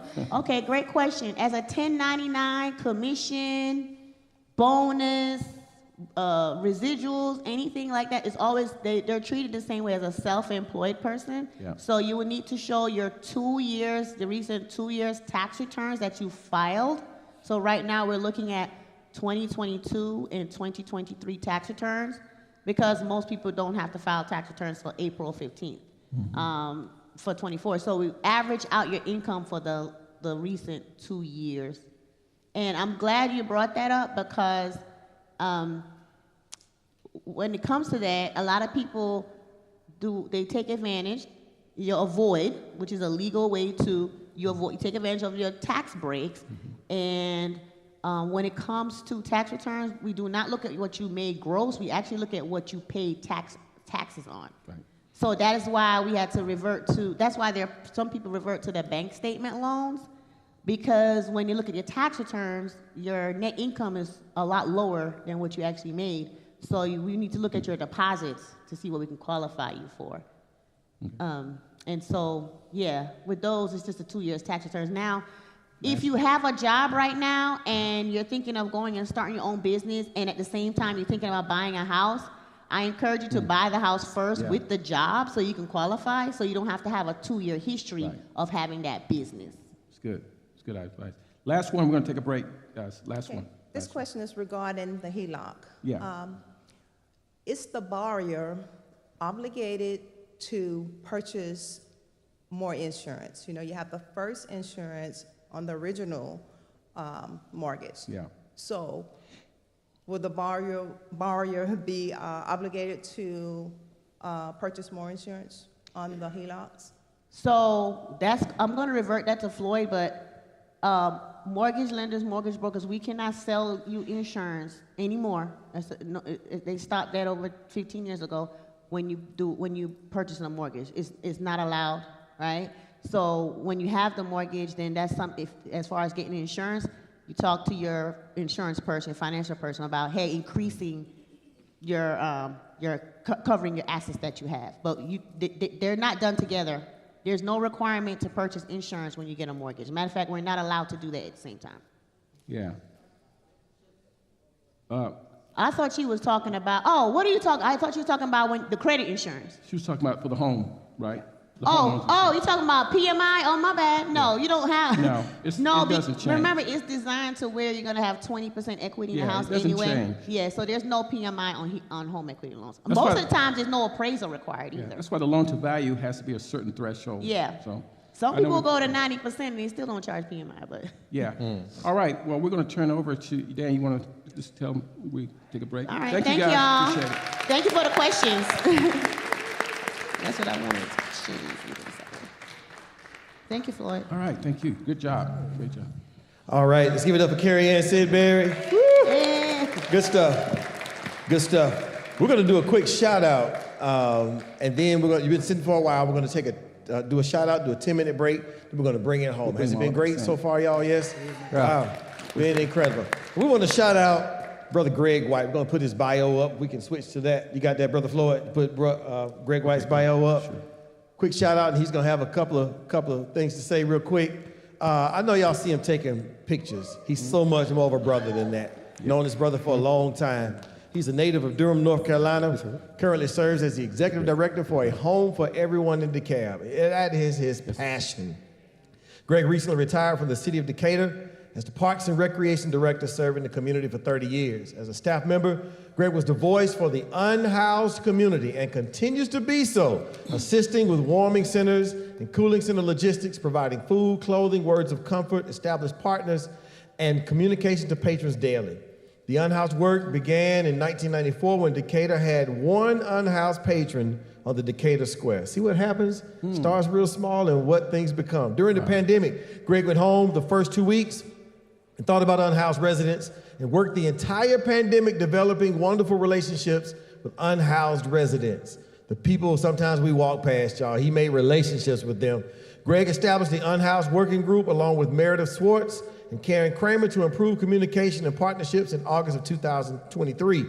Greg is married to Janice, 32 years, all right, love, and has 3 beautiful young adults, Noah, Jordan, and Jewel. Greg is a member of the Renaissance Church of Christ, serving in the mission ministry, Men of Valor, and photography ministry. He was inducted into the Georgia Recreation and Park Association Hall of Fame on November 6, 2024. Let's bring forward real quick. Are we just shouting him out? Is he coming up? What are we doing? What are we doing? Come on up here. Come on up here, Greg. Greg. He's a great guy. Fantastic guy. I'm going to hand the mic over to him. Got a quick little something he's going to say, and then we're going to take a break. My man. All right. Well, hey, Greg. I asked Greg to come because Greg's going to really bring some, some humility to our posture and really thinking that we own something as far as real estate, because he works diligently with those who are, and he taught me something. I don't use the word homeless anymore, but I use the word unhoused, right? And it's so great that he's been able to work with the folks that he worked with to really understand, to help us understand what the people that he worked with understand, the ones who are unhoused. They know they don't own anything. We think we own something. Mm-hmm. But we really we're no different from those who are unhoused. The only difference is that we occupy spaces and places a little bit better, and a lot comfortable, and a lot better than they do. And these spaces are the differentiation of quality of life that they don't enjoy. So I wanted him to talk a little bit about that, and then we'll take a break real quick. If there were stewardship, if there's this is an example of what Greg gave me as far as shelter for those that he worked with. You guys look at that. We complain sometimes because we feel like our house is not adequate or what we want it to be. But yet still, most of us here have bedrooms that people don't even occupy in our houses. We don't. It's not a choice of can we go to an inside bathroom. It's a choice of what bathroom do we choose to go to, one upstairs, downstairs, and we complain sometimes when this is a place of a person where a person resides, not just for the day, but all the time. I don't think that some of us could trade places with someone who lives in this quote unquote residence one day. Not one. So that's humbling, Greg, that you're able to see this and work with people on a regular basis who actually have to look at stewardship a lot different than we look at stewardship, because right there is what this person has stewardship over. Go ahead. Let me, first of all, I'll just say, Floyd, and to office and the leadership, thank you for this opportunity to share. And I would just say to you all, pray for me and pray for our people that are living in these conditions, and pray. This is a global pandemic. Mm-hmm. Nobody is talking about it in this perspective, but this is where I categorize it. Just to give you, this is before the first snowstorm. This is on the Thursday before the first snowstorm arrived. So I see, one of the things, I'm big in Decatur, and I just want to give a shout out, first of all, before we talk about this picture. Miguel Stewart, raise your hand, Miguel. Miguel is If you talk about relationship, Miguel was my unhoused administrator on the street, and now is pretty much in charge of a men's shelter. How many men did we have at the shelter you saw last week? 218, 220 a night. Miguel is one of the first people you see when they arrive. But this is a picture. This lady, I want to commend Marta. She was on the Marta bus with this condition. She got off, you ever been to Decatur? She got off by the Decatur Fire Station and Twain's. So I saw her get off, and I was trying to get to another person who had as much stuff. I couldn't find that person. I circled back, and she left this across the street.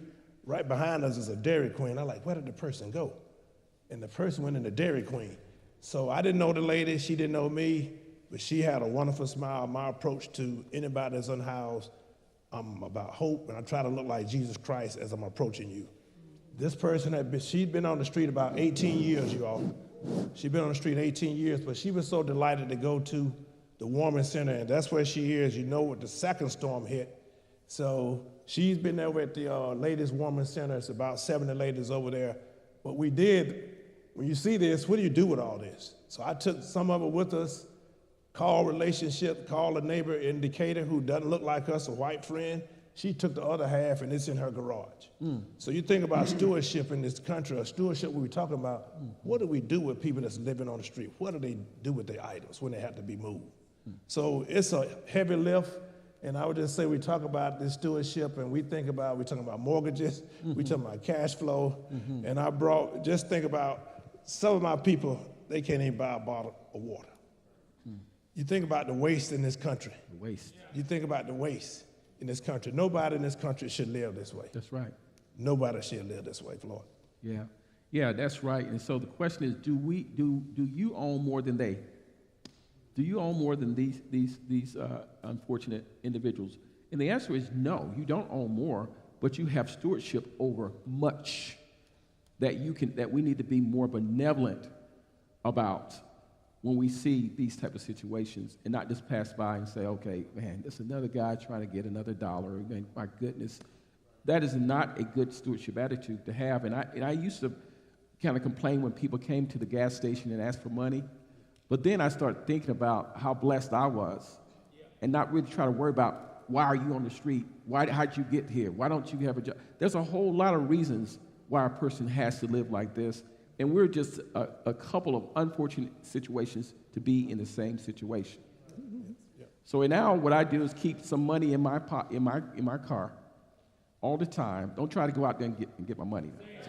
But I keep some money in my car. So when I run into when I go to that I'm on the expressway and I see at the intersection someone there, I don't even ask questions. Just give. And hopefully I can add a little bit of joy to that person's life who has to go out and live like this every single day. If we all did that, it would make a drastic difference in the quality of people, unfortunate situations like this. We've got people in America who have $1 billion. We have people in America who has $82 billion. That is a major stewardship responsibility if you have $82 billion and you watch our society, erode like this. So, go ahead. I would just say, first I want to give shout out to Renaissance. I think I've been here now right at 3 years, but when I constantly talk about this issue, I would say to everyone, between suitcases here, book bags, the amount of clothes you all bring, all those items are going to a worthy cause. And I would just tell you now, our men are in desperate need of clothes. Some of our men, the only clothes they have are the clothes that's on their back. So I just want to say thank you to Renaissance. But this is a picture in front of a white Presbyterian church in Decatur. This is the Thursday about 8 o'clock before it snowed. So I was called what we call a wellness check. So I'm doing a wellness check to make sure that these ladies, first of all, you know what's happening with the weather. Do you know what's happening with the weather? And I would say, you always hear some people say housing first. We're talking about financial stewardship. I'm a big proponent of not really housing first. Let's unpack the trauma. Let's deal with the mental illness. Let's deal with the addiction, because I promise if you take me and I have a cocaine addiction, Floyd put me in a house, and this side of the room, all my buddies, all of a sudden we got a cocaine house. Right. Nobody's been treated. Now, if they run in parallel, I'm all about that. But I would tell you we need all types of houses, and faith-based organizations like Renaissance are crucial. But these ladies right here, I went to talk to them, so you know how much snow we got that Friday. Mr. White, we know that's you. The lady right back over here, she called me an intruder. So the other ladies say, we know that's Mr. White, he's doing a wellness check on us.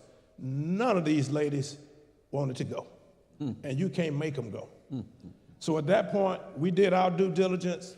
We have a crisis team that deal with people. They know we know where you are, and we tell the police throughout the night, please check on them. I would tell you, nobody's talking about this stat. I just spoke at Mercy Care at their annual vigil. 176 people died this past year on the streets. Let me tell you the ages, from 2 to age 99. Wow. Thursday night, I rescued a family. Been talking to a guy through some other friends. They were, if you've been to Decatur, knew what old Starbucks, right now it's closed. It's just a doorway. Let me just show this example. It's a doorway. Let's give you show what people are dealing with in this country. It's a doorway. It's boarded up. It's an African-American male and his 77-year-old mama on the street. And y'all know how cold it was Thursday night. A doorway. So the beauty of this in relationships, that's why I'm glad Florida talk about stewardship. I deal with some clergy. I go to the clergy meetings in Decatur. Decatur's full of churches. We can easily talk about the issue, but you got to see the issue. You got to feel the issue. And when you see the issue and everybody in that room, most of the people look like the audience that I see in front of you, that's something wrong with that picture. We got to be stewards. So I'm with a white minister, and the person I found I met in that doorway, and Jerry's is like, I need $7, $8, Mr. White, so I can get in this room. They have been staying in the snowstorm, y'all. They stayed in the lobby of a Motel 6. Motel 6 didn't put them out, but they let him and his mom and 2 daughters, they just living in the lobby. No food, nothing. So, Pastor, we decided we can be better than that. We decided we're going to pay for a week, and now we're trying to figure out next steps on security deposits. What we need, and we're talking about housing, if you have housing investment, I'm looking for housing. The organization I work with now, we have a transitional house for men. There's 3 men there, and we're getting ready to partner with Oakhurst Baptist Church and the Georgia Workforce for women. We're going to house 10 women to get them some skill sets so they can actually work. We're trying to teach them how to save money. You got to go to budgeting classes. That's just only 10 women. On the average night in this country, just recently reported from HUD, there are 770,000 people unhoused in this country. I think it's more than that. Atlanta said it's only 7.7% increase. HUD said 18% increase. Do y'all know what's coming in 2026? A big sporting event. What event is coming? FIFA World Cup. The World Cup. Do you know right now, Atlanta's getting ready to put some people in hotels. Some people finna be pushed away. I'm reading this book right here. It is called There Is No Place for Us Working Homeless in America. I promise you, when they push them, they're not gonna just push them to Decatur. Decatur's getting ready to remodel that square. What is getting ready to happen to thousands of people? They're gonna be on the streets.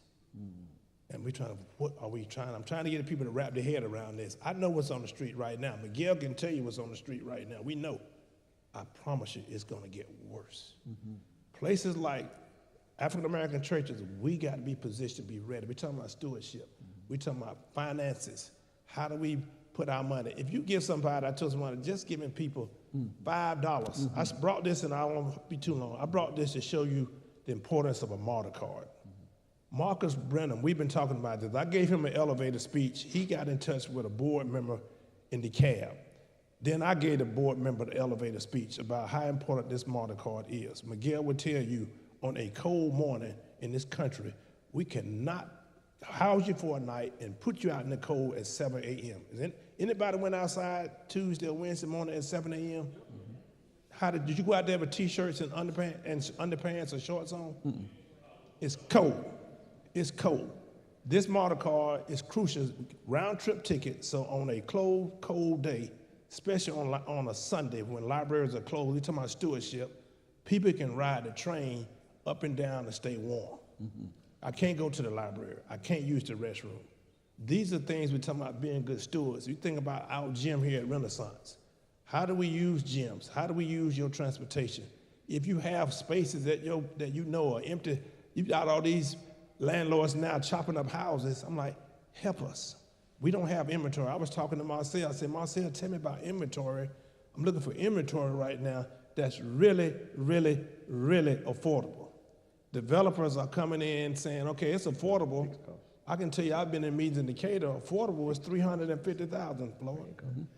That's what they call affordable in Decatur. Right. $350. The low end might be $250. That's not affordable. If you've been renting all your life, this was happening, my sister talked about here all across the country. If you've been a renter, you paying $900. All of a sudden your rent is $1,800, $2,000. Guess what you're being forced into? You're forced into this. On the house. I see moms and I see children. Dan, this is what hurts.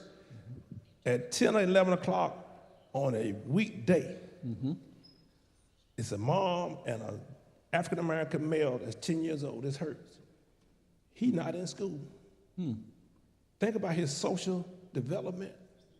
Think about his self-esteem. Think about, I can't buy a coat. Mr. White, thank you for the coat. Thank you, Home for Everyone, for the coat. It's about being a steward. But think about, he missed a whole 4 day of meeting his friends, learning technology. He going from shelter to shelter. That's awesome. So you see why we want to hear from Red White? Powerful stuff. So if you feel like you can do anything to help this cause, get with Greg and pray for the unhoused in this situation, because it is a situation of monumental proportion. So we'll go ahead and turn it over to All right, great. Give it up for Greg White. Good stuff, man. Praise God for all the work that you're doing in these streets. You compel somebody to do something even more. Let's take a break. Been sitting for a while. We're going to take a, how much time am I going to give y'all? 7 minutes? 8 minutes? 9 minutes. 9-minute break. 9-minute break. All right, 9 minutes. We'll turn a little music. 9 minutes, we'll be back and bring it home. Don't leave. We have sandwiches and drinks in the foyer, and they should stay in the foyer. Eat them outside, bring it back. So treat like intermission. Sandwiches and drinks in the foyer. We'll be back 9 minutes.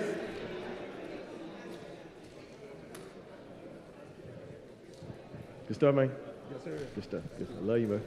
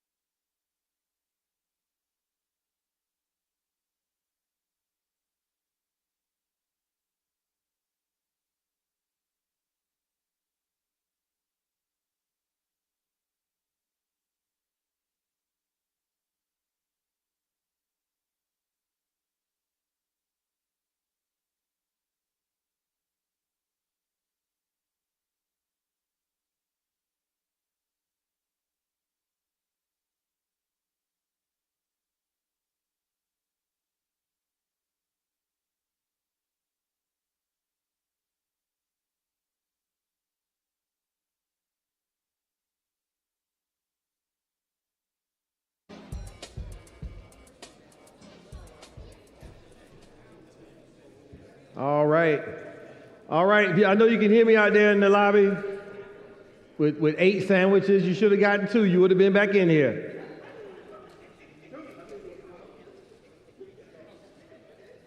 Come on back in. I see you out there, Brother Edens. Tell them to come on back in here.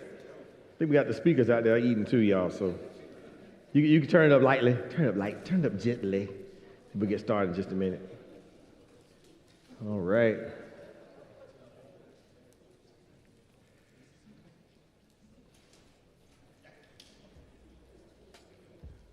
There we go. Turn it up a little more. All right. As soon as I see the speakers, we are going to get started.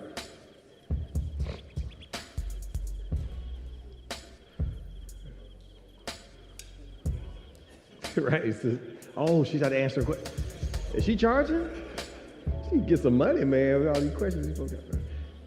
So they're asking questions. Okay, I get it. Got it. All right, okay. All right, as soon as Bender hits that door, I see him talking. Bender, I'm looking at you talking, man. Come on. You see. All right, he moved 1 inch closer to the door. Okay, there he is. He's coming in. All right. All right, well, all right, we got our last speakers. Okay, we're going to bring this thing home, y'all. We don't want to take up your entire Saturday. I know it's been rich, though, and as a result of it being rich, we're going to be rich, too. Amen? There it is, all day long. I don't know about y'all, but I've been sitting back there going through my budget on my Excel sheet and going through my accounts, and just, it's been great. It's been great. But we're going to continue, and we have the honor of having Darnell Bender and Marcel Combs to bring us home. I'm going to introduce both of them, read through these bios so you know more about them. With 28 years of experience, Darnell Bender, associate broker at Berkshire Hathaway Home Services, Georgia, built this business doing corporate relocations, and is a top real estate-owned REO sales agent, having been recognized consistently as one of the top producing agents. He is dedicated to serving his community, helping everyone from sellers to first-time buyers to move-ups to veterans moving in and out of the city. I proudly serve my fellow veterans with all of their real estate needs, Bender says. I also take a special interest in seniors. After working in the medical field for nearly 15 years, following his military career, Bender found the real estate industry through a former military friend and a church member.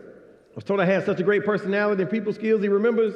I was motivated to have a more flexible career, which would allow me to spend more of my time working, assisting others.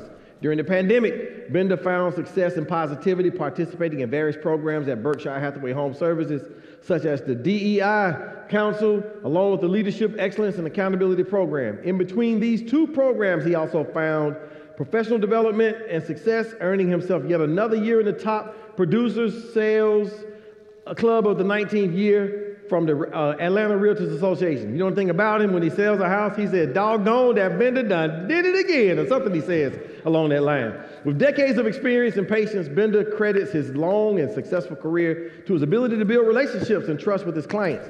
I pride myself on trying to help them become educated buyers and sellers, he says, and my clients appreciate my patience and depth of knowledge. Outside of the office, Bender enjoys fishing, cooking, traveling, and fashion, a husband of 25 years to his wife, Carlos, and a father to his 2 daughters, Delicia and Karis. He is also a grandfather to Darius. Bender is extraordinarily grateful for his family's support and love over the years. Let's welcome Brother Darnell Bender.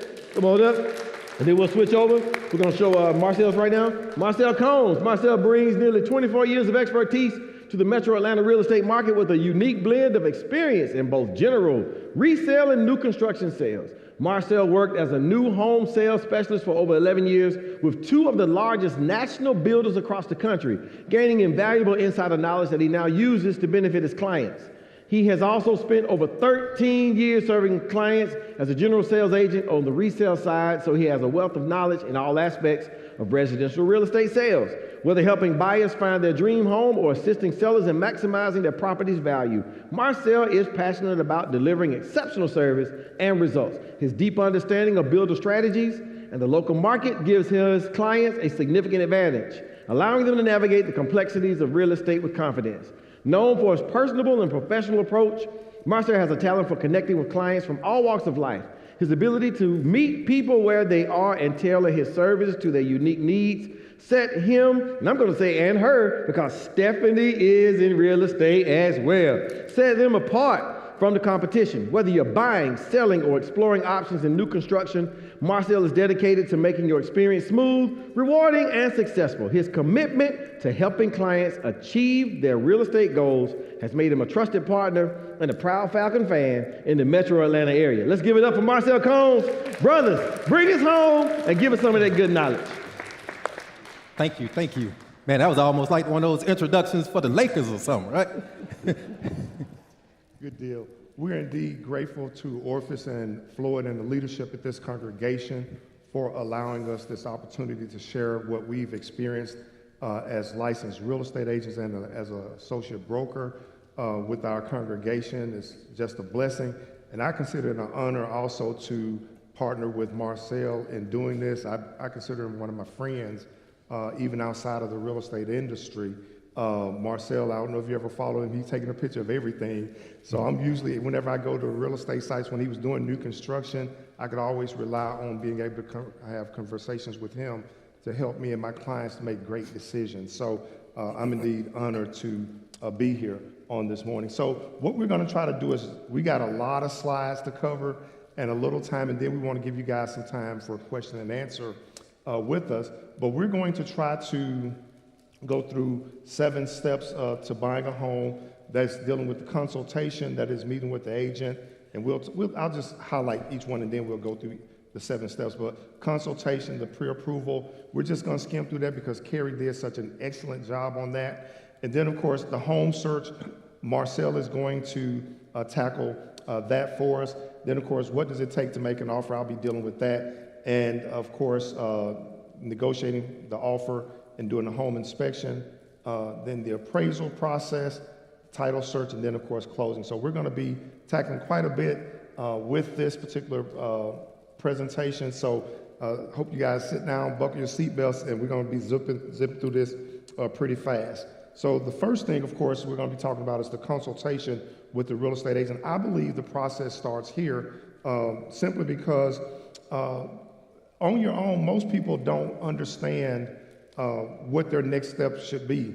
But one thing I think when you talk to a real estate agent, if they're really concerned about you, they're going to want to try to help you make sure you're setting your goals, make sure they understand your timeline, the ideals, and of course the lifestyle that you have. What is the lifestyle that you have as a homeowner, and what are you trying to achieve in order to be successful? Then of course, I think as far as home ownership is concerned, as Christians, we want to definitely try to make sure we seek God's counsel. I think we have to trust in the Lord with all of our heart. And of course, you know, buying a home can be very emotional, and sometimes we leave God out of that equation. But I'm going to ask, you know, if you're in the process of trying to buy a home, put God first in this equation. Then of course, financial stewardship, as we've been discussing this last couple of days. And I think this is one of the great passages. Suppose one of you want to build a tower. Won't you first sit down and estimate the cost to see if you have enough money to complete it? So with that being the case, that's why I think setting goals in the home buying process first is one of the key steps. And then of course, family stability. But as for me and my house, we will serve the Lord. Now I think with this particular point, I just want to emphasize real quick, I think home ownership allows you to have some generational wealth. And I think that's a very important point. So with that in mind, I think when looking for a home, you want to be able to understand, what's my time frame? Am I trying to buy within the next 3 months, the next year, the next 5 years? Because at each of those stages, you're going to entail something a little bit different. For me, I try to tell people, you know, look at what your financial situations are for the next 3 months. If it's for 3 months, then of course save for your immediate costs. Find a real estate agent. I should have put that one first because that's really what I believe, putting the real estate agent first there. Then of course, research the market. Even before you start talking to the agent sometimes, go to Zillow, Trulia. The only thing about going to those sites is they're going to be trying to capture your information. And when they capture your information, you might get flooded with emails, phone calls, etc. And that could be another issue right there. But then of course, you know, getting ready to make an offer once you do have your things in line there. And then of course, within a year, improving your credit, getting your down payment together, researching your mortgage options, Then, of course, start narrowing down locations, work on your budget. That's if you're talking about a year out. Then if it's 5 years, you want to establish a long-term savings goal, strengthen your credit profile, gain knowledge of the housing market, plan career and lifestyle stability, and then, of course, decide on the type of home that you want. Now, to me, I think it's very important, like I said, I want to start at the first point about getting a real estate agent. In Georgia, there are about 86,000 people that have a real estate license. And about 46,000 of those are what we call realtors. And with that being the case, there's about 11 million people in Georgia. So that means there's at least 1.5 or something in there agents per person, per 127 people, that is. And so with that being the case, what you want to do is make sure that the real estate agent that you're working with, whether they're a realtor or not, and if you notice I put in blue, those are just things referencing my as a realtor. But realtors, we try to adhere to a strict code of ethics. And that's not to say other real estate agents aren't, but that's just one of the capstones of being a realtor. And of course, we try to understand your needs. You want to make sure whomever it is you're working with, they have a deep understanding of your needs and they have a client-centered approach. They're going to try to dive into what your likes are, try to understand what your lifestyle, where you want to be, all of those kind of things. Then, of course, they want to make sure you are educated into the process. I found that educating the buyers as to what's going on to be the most beneficial, not just to them, but to me, because then it helps me make for a smoother transaction. Then problem-solving expertise, make sure that whoever you're working with, they know how to handle problems. If there's a problem with the appraisal, the inspection, all those different things that come along. And I can tell you right now, I've been doing this for 28 years. There's not much I've not seen that happens in a transaction. I mean, from death, divorce, you name it. I mean, I've seen it all. Fraud, the whole 9 yards. And how do you handle those kind of things? Then, of course, you want to make sure whoever it is going to support you through closing, help research properties, conduct a search for you, keep you informed regularly. Then, of course, coordinate with you viewings. Now, if your agent is going to give you, they'll send you an email or send you out a list once a week and say, you drive by and tell me if you like it. Now, you want somebody that's going to actually get out there with you and beat the street down for you. I know I was working with one young couple here that was relocating. I even went through the extreme of sending out postcards to a neighborhood because they were like, Darnell, we want to be in this neighborhood because we want to be in this school district.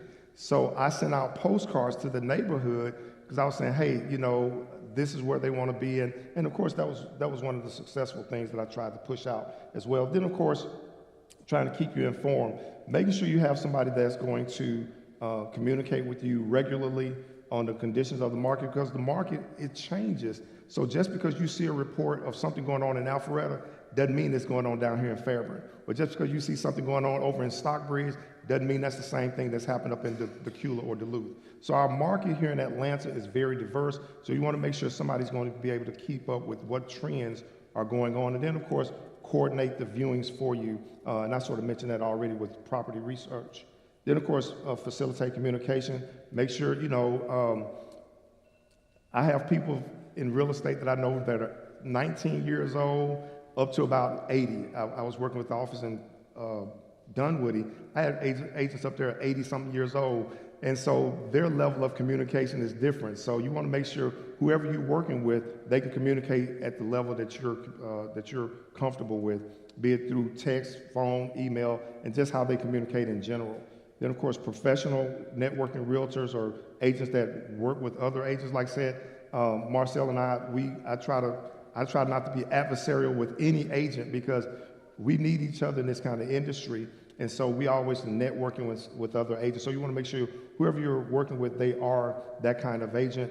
And of course, they're going to really go to bat for you when it comes to negotiating, utilizing their negotiation skills to really help set your offer apart.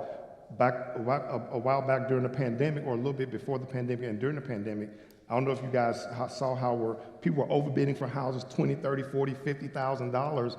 But so you had to have an agent that knew how to negotiate for you to try to keep your offer amount down while still at the same time getting you the deal.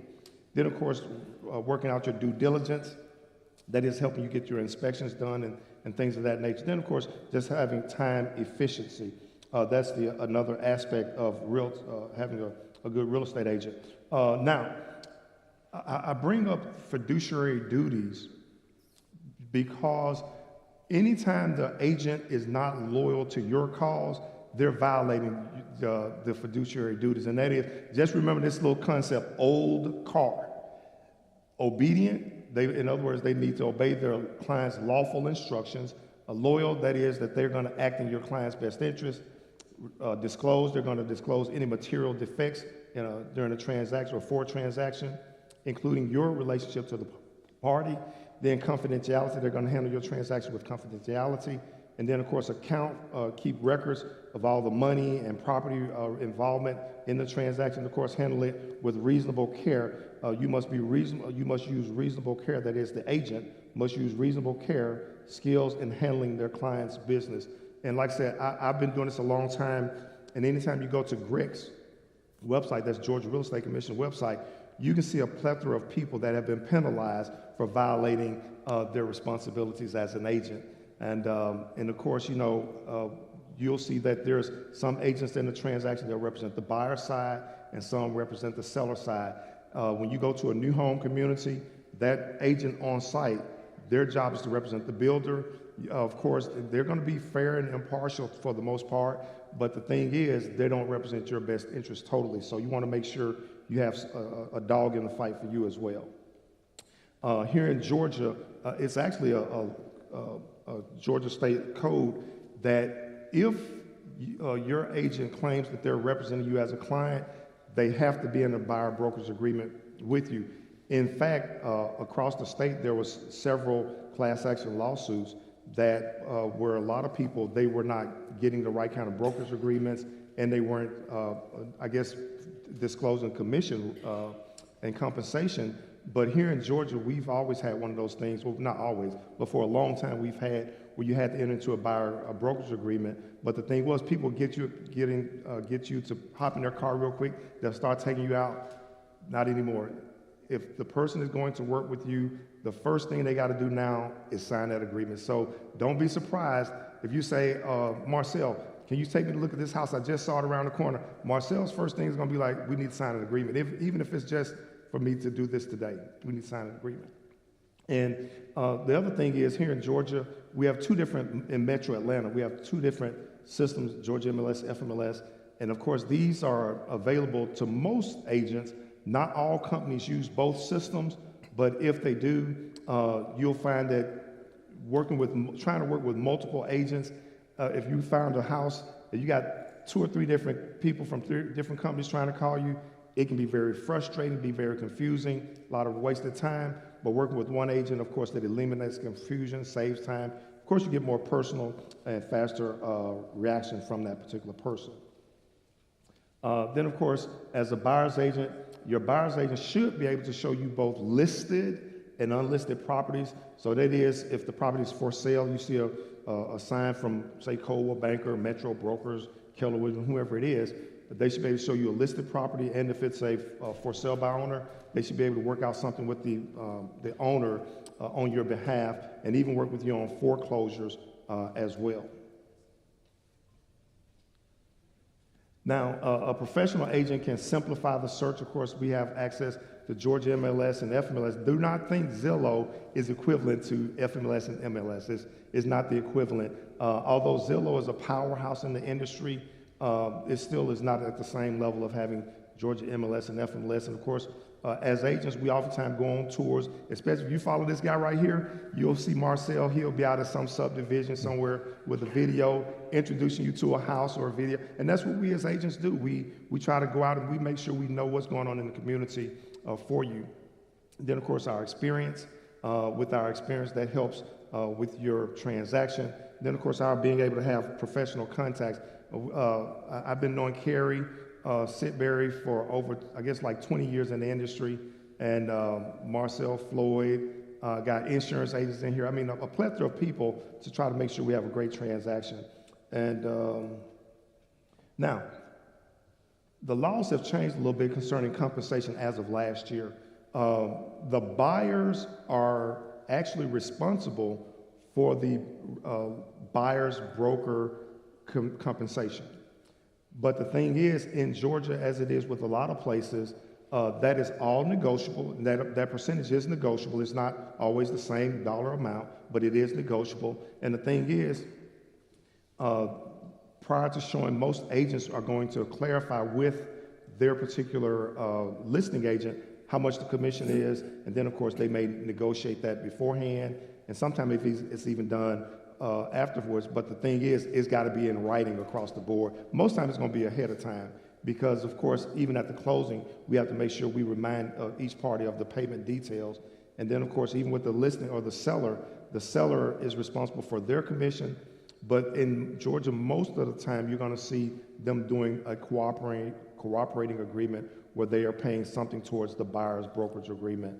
And we can't, now you can't just say, oh, it's exact 3%, 2.5% or whatever. It's totally negotiable.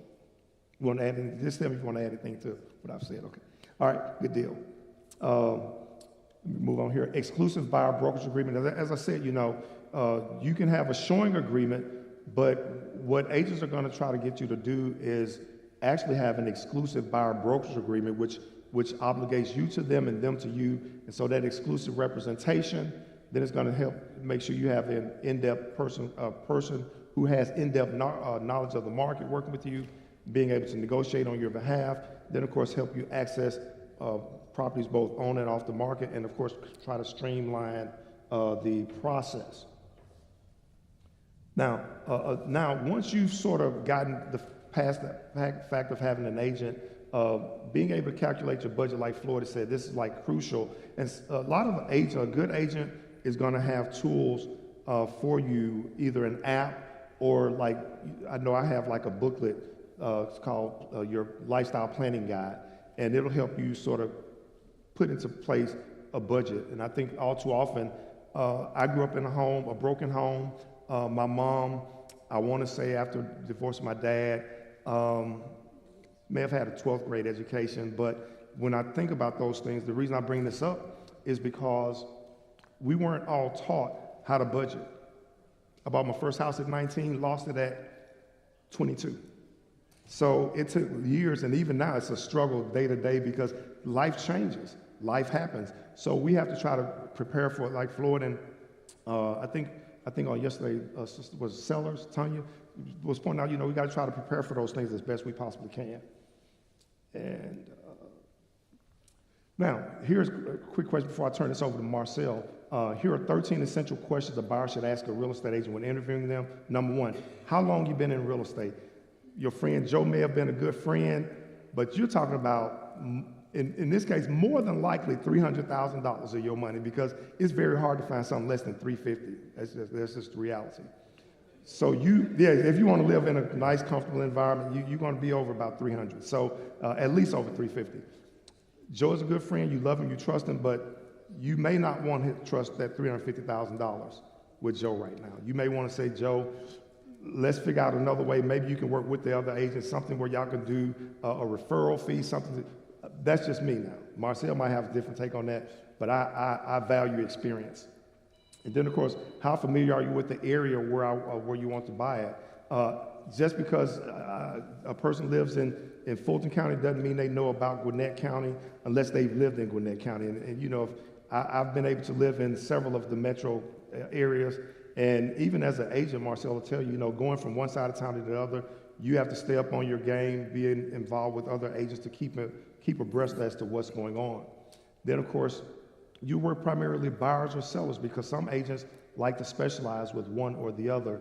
And there is a difference, because working with buyers or sellers, they both have their different caveats. What is your availability? Some agents, they do a lot of prospecting during the earlier part of the day. So it just varies, but you want to be able to make sure whoever you're working with, that they can have the availability, because nowadays, if you wait too late for a really nice property and it's on the market, it could be gone by the next day. So you want to try to get somebody that can really take care of availability, their communication, guide you through the process. And then, of course, how will you help me find the right property? Do they have access to both Georgia MLS and FMLS, or are you going to depend on me going through Zillow or Truly or Realtor.com looking for my own houses, and you just using your lockbox key to open the door? I mean, you want to ask that question because there are some agents that's what they do. What's your approach to making competitive offers in this market? Do you grab a number out the sky, or do you actually pull comps, use your negotiating skills and market strategy as to trying to make a compelling offer? Then, of course, can you explain the home buying process from start to finish? A lot of agents don't explain the process. That's why I was saying educating buyers to the process makes it a lot smoother. Then, of course, do you have a network of professionals that you recommend with all aspects of the transaction? And that's why I was saying it's good to have good people that you know, the loan officers, home inspectors, people that do repair work, all kind of stuff like that. You have a whole list of folks to work with. Then, of course, what fees should I expect to pay during the home buying process? And I think, I'm glad somebody over here asked about closing costs. That's different than your down payment.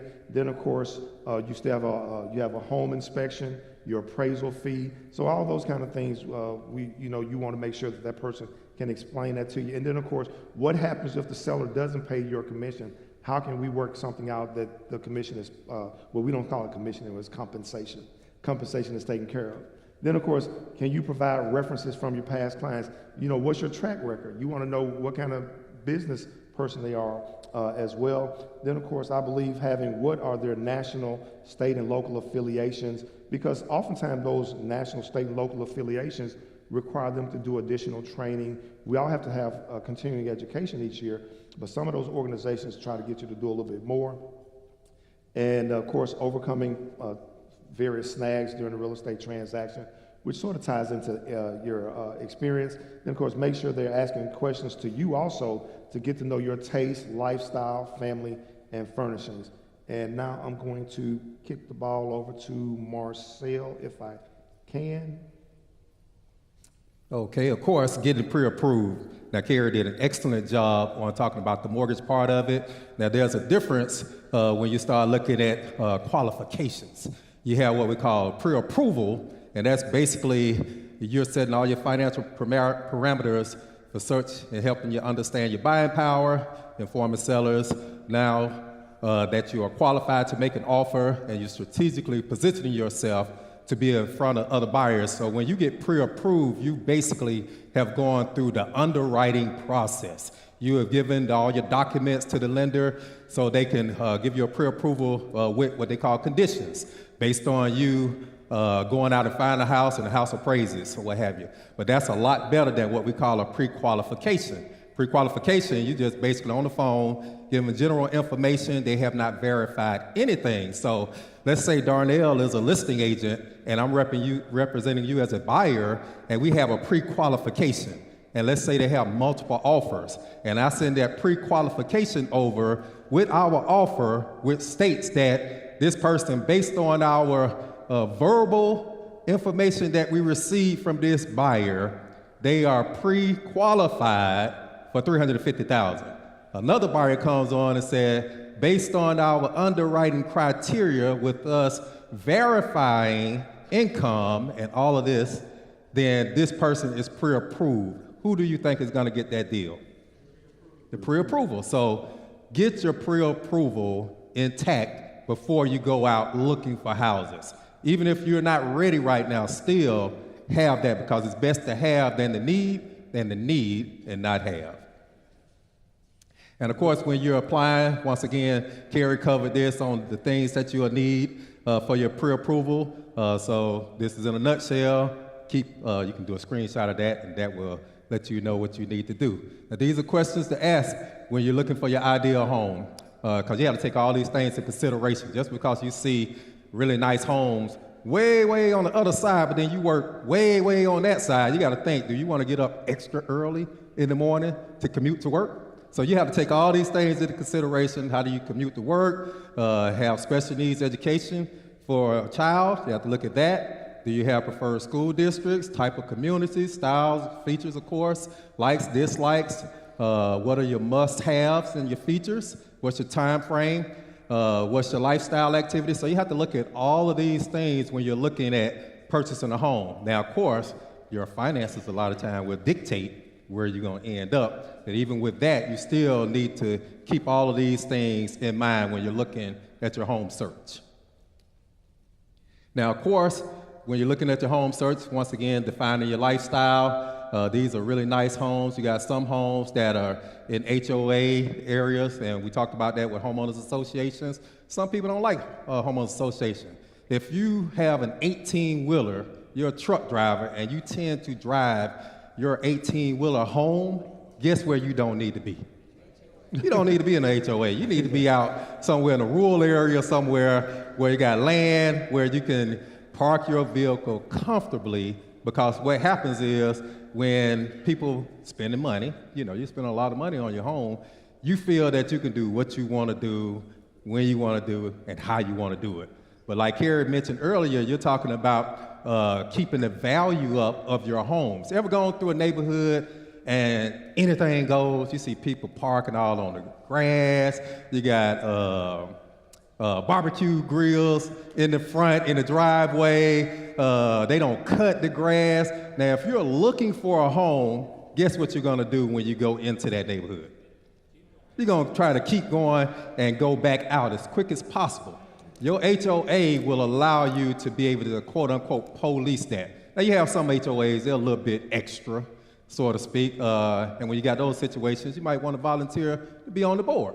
But you have to take into consideration all of these things. What's the current market factors that you should be considering when you're making offers? You don't just want to throw blind offers, and that's why you need to get a good real estate agent, because we're going to strategically know the values of the homes, because we're going to do what we call a CMA, comparable market analysis. So when someone lists a home, that doesn't necessarily mean that that house is worth that amount. A lot of times people see something listed, they say, oh man, let's go ahead and put an offer on it. And our question is, okay, is this where you really want to be? Let me pull up the comps. Let me pull up the numbers so we can see if this is a viable price that they have this house listed at. Because some people overprice houses. Every seller in the market thinks their house is the best in the neighborhood. All sellers think that their house has all these extra features and all this and that, so they think that they should get more than everybody else. So if, for instance, homes have been selling on average, 4 bedrooms, 2.5 bath, for $300,000, how you think you're gonna get $350,000? So you don't want to go in there blindly and offer $350,000 before your agent pulls up the comps to say, okay, well, you know what? The highest sale over here has been $300,000.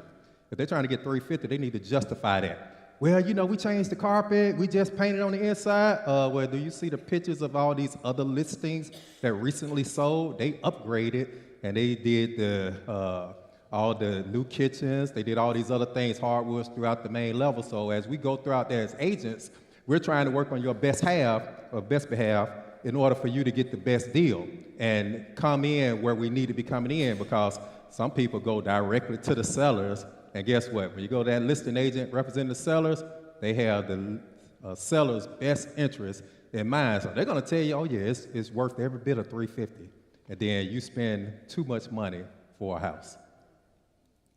And of course, every buyer should have a wish list. Now there are wants and there are needs.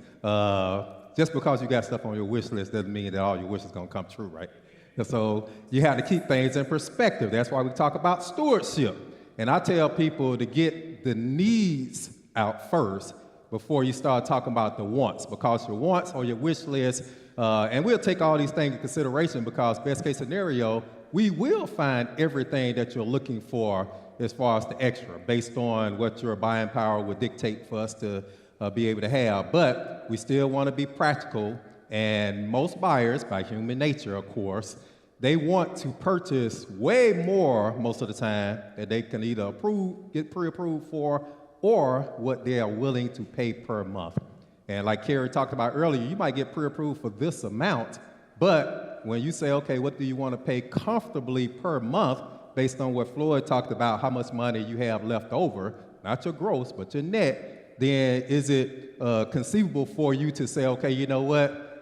I'm pre-approved for $500,000, but really I don't want my mortgage payments to be no more than $2,000. Okay, well, we need to bring it down and then keep things in perspective when we're looking for these homes. Marcel, could I say this before you go to the next slide? The National Association of Realtors estimate that if you get 80% of what you're looking for in a home, you good. So you may not get 100% all the time, but if you get at least 80%, you're really doing good. Absolutely. And most times it's so funny because a lot of times we'll get people to do the wish list and all the things that they put down. And the crazy thing about it, a lot of times the house that they get be totally opposite of what they wish, what the wish list was looking for. It's like, wait a minute, okay, I thought you said you had to have this. We could have been found you a house if you were gonna, because for the most part, be honest with you, people buy neighborhoods. If you find a particular neighborhood in an area that you desire, chances are if there's some homes for sale, it's in your price point, we're gonna find a home in that particular area. Because a lot of times your wish list might be on the rough side of town you don't wanna be on, so to speak. So keep that in mind as well. Now, of course, when you're looking for homes, should you get new construction or should you get resale? Now, I've had the best of both worlds when you're looking at real estate. Out of my 24 years of real estate, I was a resale agent for 13 years, and the past 11 years up into the end of August, where I resigned from my position and got back on general sales. God has blessed me to come back out general sales, get a little bit more time freedom. But I was working with two national builders, D.R. Horton and DRB Homes. Now, when you're looking at purchasing a home, a lot of times people in their mind, they say, okay, you know what? I want an older home. They were built better, because people look at all brick. And it's, not rare per se to find four-side brick, but a lot of times it is equivalent with the price points when you're looking at new construction. So a lot of people say, oh man, they don't make the new homes like they used to make the old homes or what have you. But you have to look off and check off a lot of things and look at the pros and the cons. When you're looking at new construction, some of the pros, you can actually customize your house. You can get certain options. You get a house built, you have your real wish list that you might be able to make that come true because you can pick and choose all your colors, your selections, cabinet colors, countertops, flooring. You can pretty much design your home. If you got a resale, of course, you can't do that. Of course, you get modern features when you're looking at new homes. A lot of the energy efficient homes, they help, with the windows, keep your costs down with the gas and electric bills. So you have to keep those things into mind as well. Low maintenance, everything's brand new, so there's no need to have immediate repairs. When people buy resale, not saying that things are going to go wrong, but let's look at it like this. Let's say that you were getting ready to buy a new car, and you were trading your old car in. Chances are, when you're getting rid of your old car, you know you got a few issues that might be with that car, and you're going to say, okay, hopefully it doesn't show up by the time that I trade this car in, and I can get me a new car and let somebody else deal with that, because I'm tired of pumping money into this car. Now, when the other person buy the car, it might be 2 months down the line and something goes out. I'm not saying that happens with all resale, but the life expectancy of new homes with the systems definitely, along with the warranties, definitely can outlive something that's a 15, 20-year-old house that has the original systems in place. So you have to keep that in mind. Of course, like I mentioned, you got the builder warranties. Most builders generally have what we call a 210 builder warranty. 2 years cover you for the systems, electrical systems, and the plumbing. 10 years cover you for the structural. And generally with new construction, you also have a 1-year builder warranty, which is more for like cosmetics. So they'll come back generally one time in the first year, or first 12 months, and they'll do what they call a punch-out list. So when you move into your home on month 10 or 11, you might have some items that come up. You're going to get some natural nail popping because your house is going to settle with the seasons that change, winter, spring, summer, fall. You're going to have nail pops. You're going to have settling cracks, all those things. And you might have some stuff that you might have missed on your walkthroughs. They'll come back and do a punch out and get that house right back to when the first time you moved in and one time with that first year. So you have to look at that. The home, of course, is going to be energy efficient, like I mentioned, move-in ready, no previous owners. Of course, most new communities got amenities that you might like. Of course, builders have all the money that they're giving right now for your incentives. Generally, when you're using their approved lenders, They'll give you money to possibly buy your interest rate down, pay all of your closing costs. I know somebody mentioned closing costs earlier. Like with VA, yeah, it's 100% financing, and you might be able to come to the table with no money out of pocket outside of your earnest money. Earnest money is just your money up front that you're showing a good faith that you're putting down, whatever that seller or builder might require up front. But I've seen people go VA, and the seller or the builder pays pretty much all of the closing costs, possibly by the interest rate down, and whatever they paid on earnest money, they get it back at closing. And that's truly no money out of pocket in a situation like that. So that can happen with new construction. And also your resale value. New homes typically gonna hold their value longer and can be easily sold in fewer years as opposed to an older home that might have some things that need updating, that might need fixing, that might have an old roof, and somebody look at it and say, life expectancy of that roof is going to be time to replace it in a few years, so I'm going to reflect my offer based on you're probably going to have to replace this roof in a few years. So you have to look at all those things. And of course, cons, higher cost new construction homes generally going to cost you a little bit more money.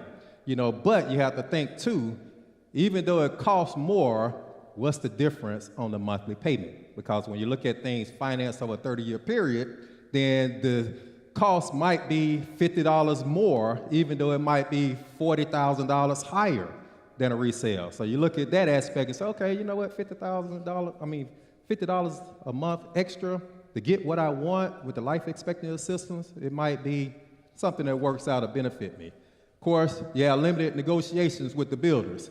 Now, generally what I tell people all my years of working new construction, normally what the builder says goes, but it depends on the different time frames because everybody remember the pandemic, like Darnell talked about. During the pandemic, a crazy thing happened. We thought everything was going to get shut down. We weren't going to sell any homes or whatever, but it was actually the opposite.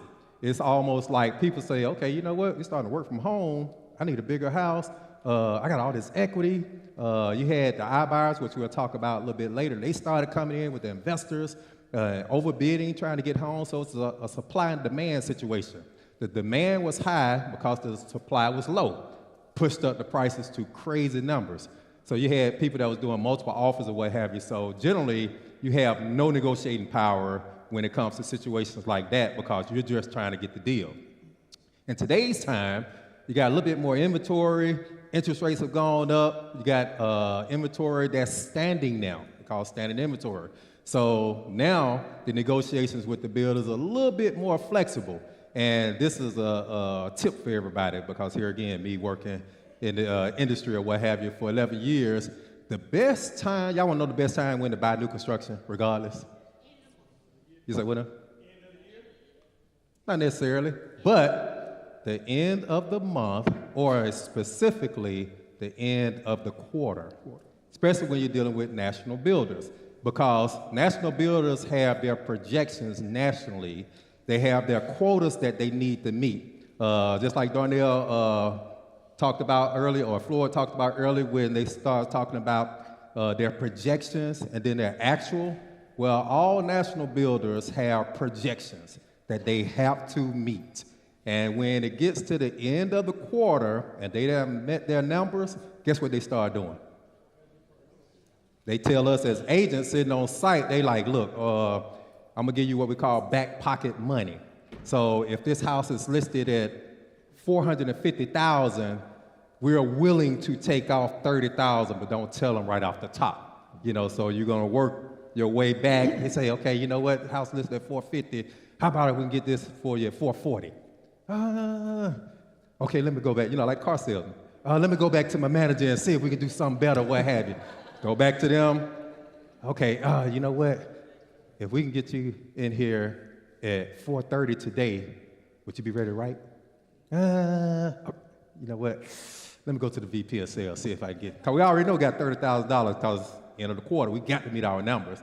I already know I can get it approved, and I say, look, before I go back to them, if I can get possibly $30,000 off the house and we can still pay your closing costs, would you be ready to write today? Oh yeah, if I can get that, okay, let me go back to them. Come back. I said, guess what? I got some good news and bad news. They said, which one you want to hear first? I want to hear the bad news first. Well, the bad news is I almost lost my job. What? What's the good news then? The good news is I almost lost my job because I got you the deal that you wanted. And guess what? They happy or what have you. So that's your tip. When you're looking to buy new construction, the best time is at the end of the month, or specifically end of the quarter. And then definitely, somebody mentioned end of the year, it's the end of the fiscal year. It all depends on what builder's fiscal year. When I worked with D.R. Horton, the end of their fiscal year was at the end of September. That's how they did theirs or whatever. So when it got down close to September, they were like, look, whatever y'all need to do to get, these houses sold, we got to get our numbers. So that's y'all tip when you're dealing with new construction. But if you're working with an agent that doesn't understand that, y'all just going to walk in and y'all going to deal with the limited negotiations. One other point, too, in addition to the end of the month, end of the year, also if the inventory is standing and if it's been standing longer. So usually they're a little more flexible on their negotiating, but if it's like from the ground up, they're probably going to give you fewer incentives. But if it's something that's been around for a little bit, or they've gotten the colors and stuff already selected, usually they're a little more flexible. Yeah, absolutely. And the other caveat, if it's a brand new community and you're one of the first buyers into the community, generally when that happens, you're going to end up getting more equity positioning by being one of the first. Now, you got to deal with construction and all of that, but your lowest prices generally are always going to be when they first start. And if it's a 1.5 to 2 year project, you're looking at possibly by the time they finish that project, you might be 6 digits in equity, just like that, by you just being one of the first to move in. Of course, there could be possible delays when you're dealing with new construction. They lack mature landscaping, when they plant those specimen trees, and you ride through those other neighborhoods that's established, they got big trees that blossom and everything. So you gotta wait, Sometimes people like that. It's, oh man, I can name a little tree and watch it grow over the years or whatever. So that might be a benefit, who knows. We talked about HOA restrictions, of course, location challenges, because when you're dealing with new construction, you gotta find out where are these new constructions coming from. They come from generally farmland. How much more farmland is around. When you're dealing with the city of Atlanta where people wanna be in town, you don't have that much farmland, right? You don't have that much land with just a whole bunch of trees. So you might have to go further out. One other thing, I want to go back to the construction thing, delays. Be careful with your agent verifying if the builder's going to charge you extra for like material like lumber, because lumber costs may go up. And the builder, they're not going to swallow that cost. You can put all that money into the house, and then the next thing you know, when the lumber costs go up, they're going to, some builders expect you to cover it. I think D.R. Horton, they weren't expecting it. But some of the smaller builders, I don't want to call the name, but some of the smaller builders, I had 2 buyers. I think they had to swallow over $30,000 because we knew it was a possibility. We just didn't think it was going to happen. But they had to swallow $30,000, so we have to be very mindful of that also when you're taking on a new construction though. That's a good point. It's basically like what they call an escalation clause. So in that situation, like when the pandemic was going on, builders knew that they were having delays because of material, low material, just taking a long time trying to get good help, all those things. So I was in one community where it took, on average, generally when it takes us about 3 to 4 months to build, it took us 12 to 15 months to complete a house.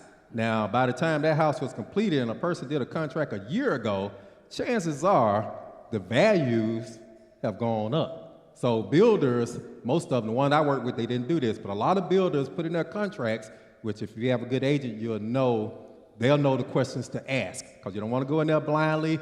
And let me even take a step back. Guys, when y'all go to these subdivisions, if you're looking for a house, still have an agent represent you.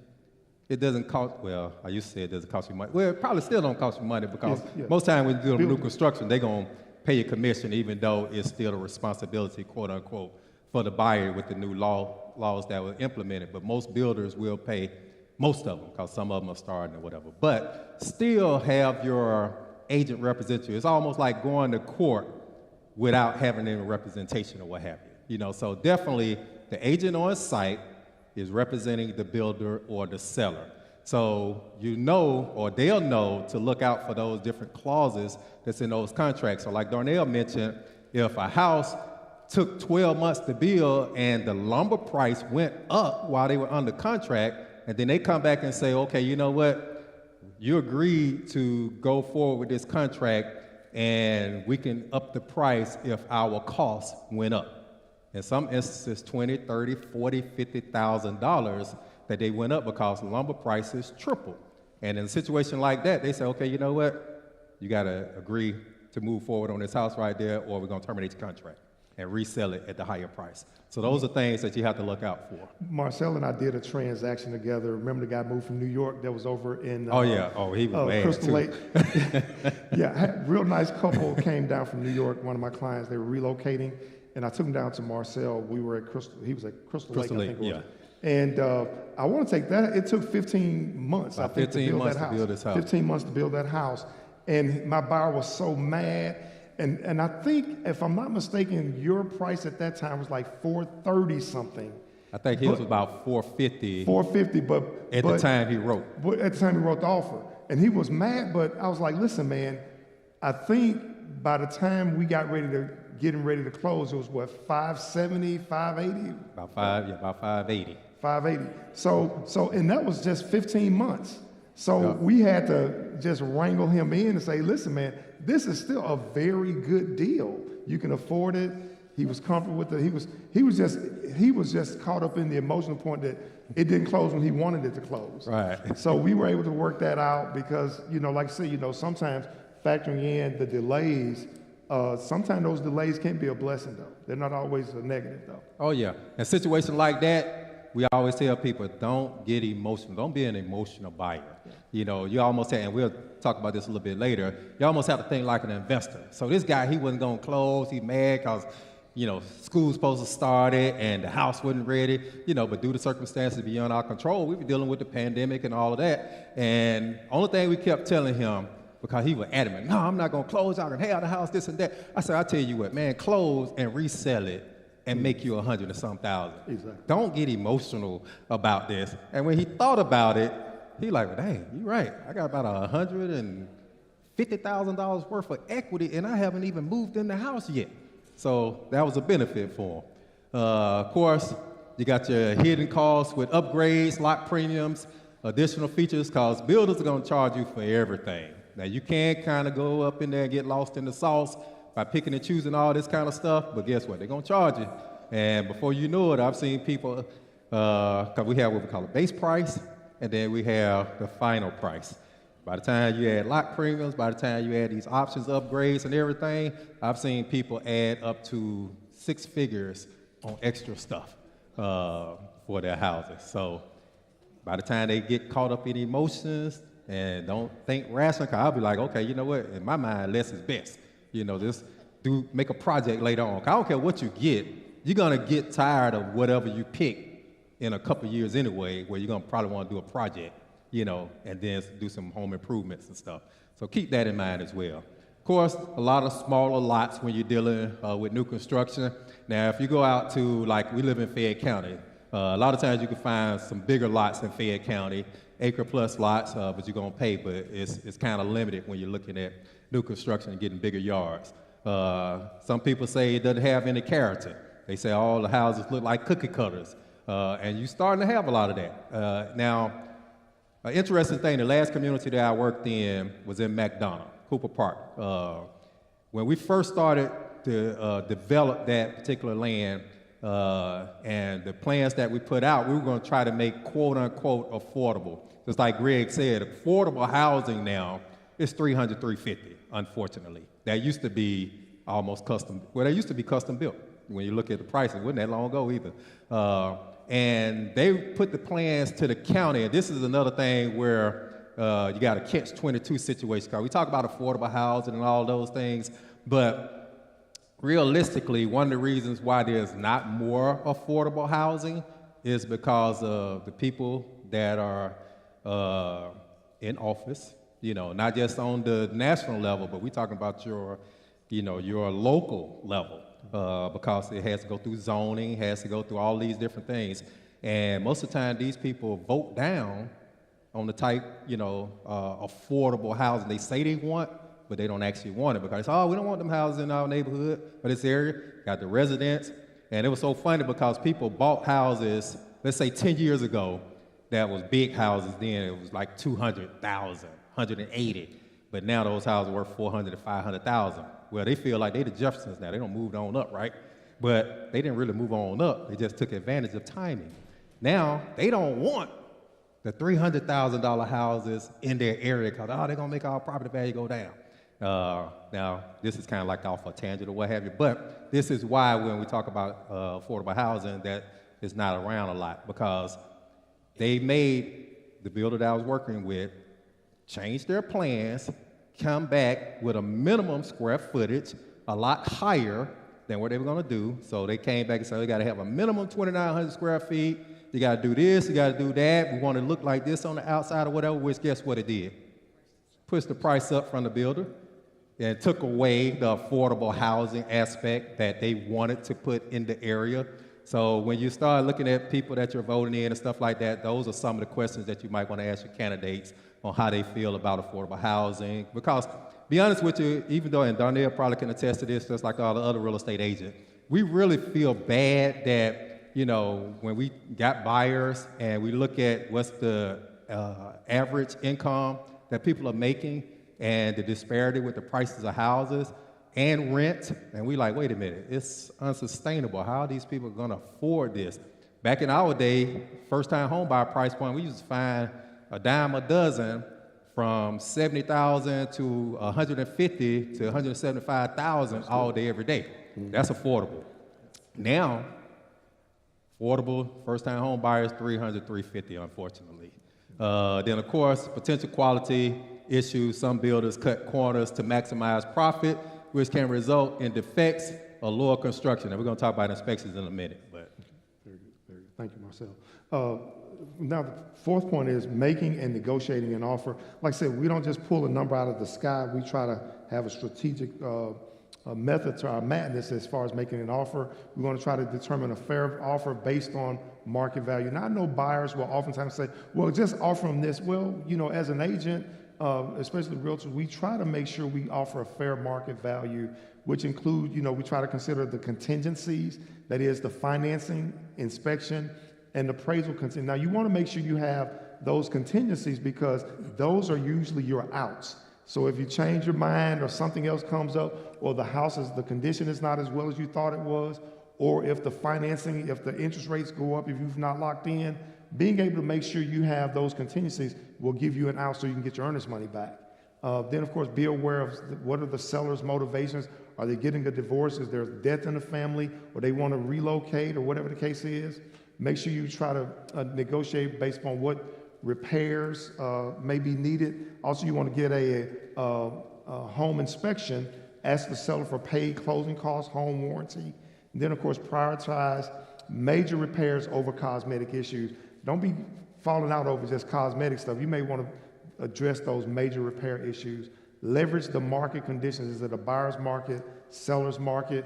Like Marcel said, if they're selling homes in there for $350,000, don't you go in there offering, $390,000. You offer $350,000. You want to try to stay with what the market is offering.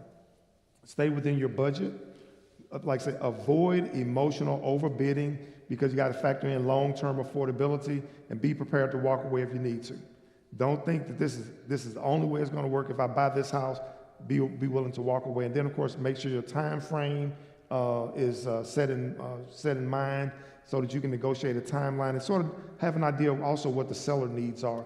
Then, of course, understand what their perspective is. And that's why I love being both, I represent buyers and sellers, because I sort of have a good take on what sellers are looking at as well. Then, of course, Marcel mentioned about those escalation clauses.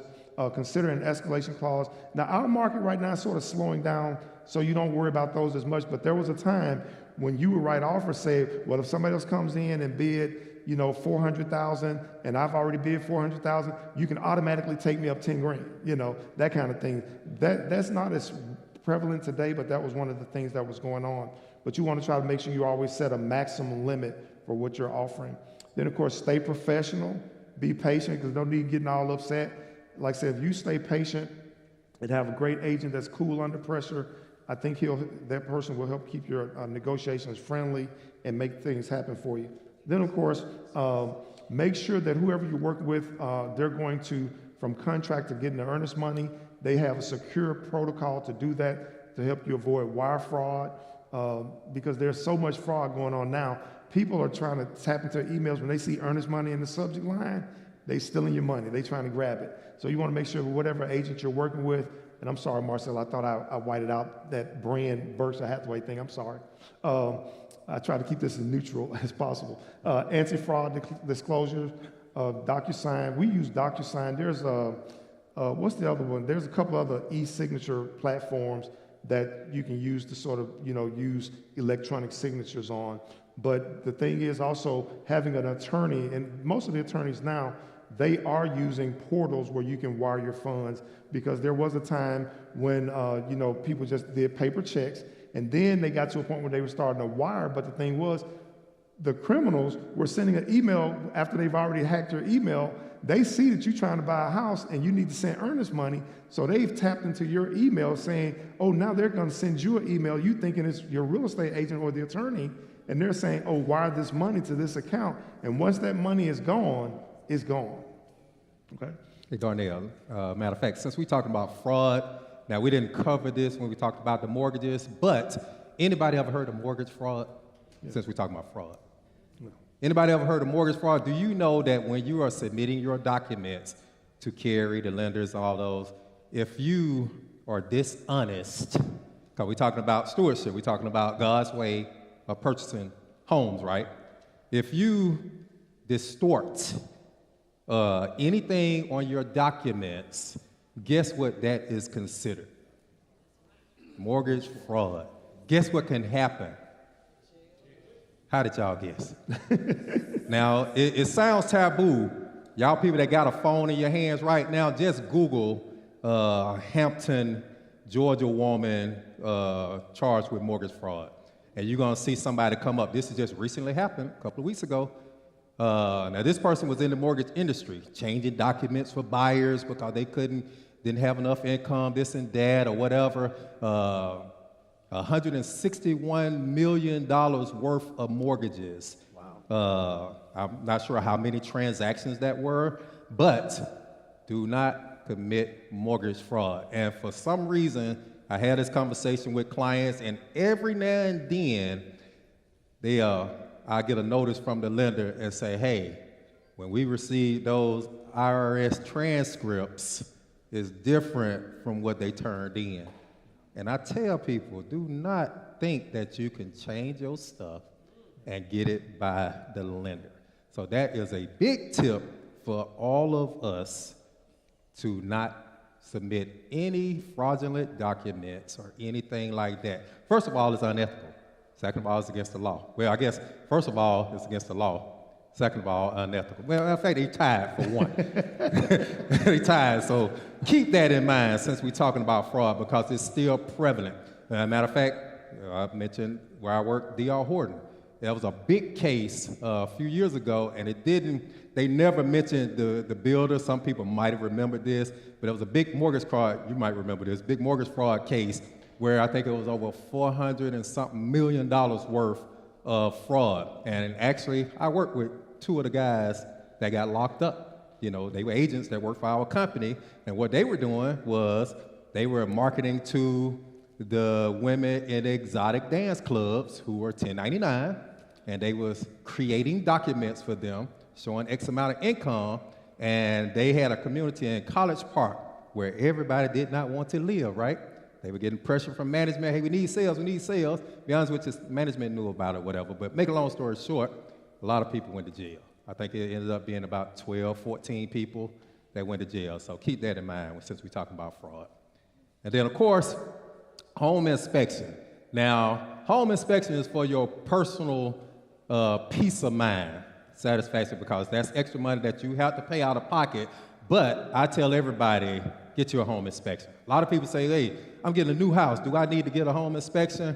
I say it's up to you, but I recommend getting a home inspection because sometimes people miss stuff. There are things in place, especially like even with new construction. You had a county that supposedly has to come through and sign off on every stage of construction. But here again, if y'all Google Fayette County homeowner,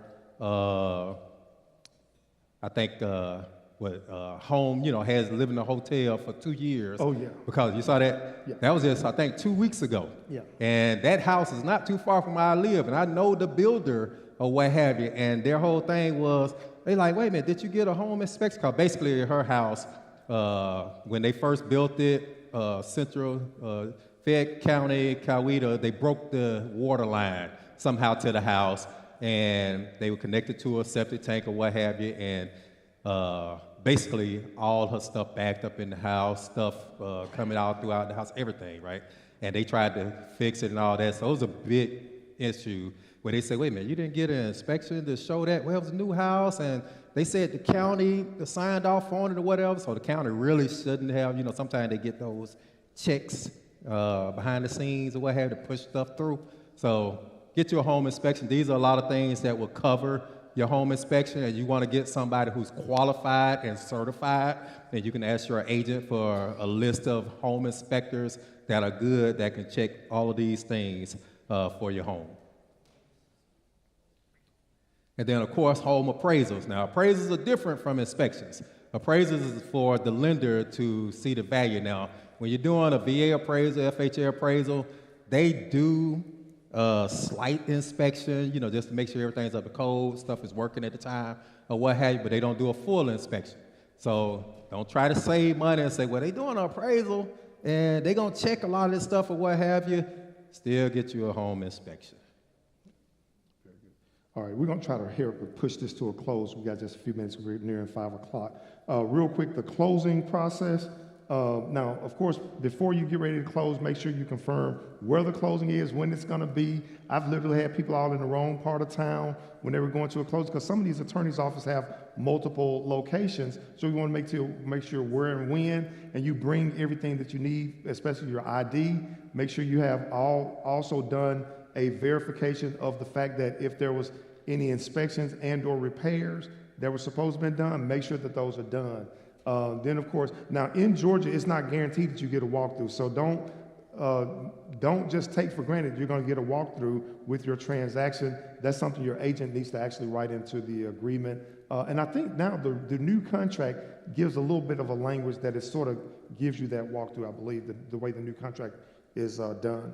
Then, of course, make sure now insurance policies, most of them, they're just covered inside the closing costs now.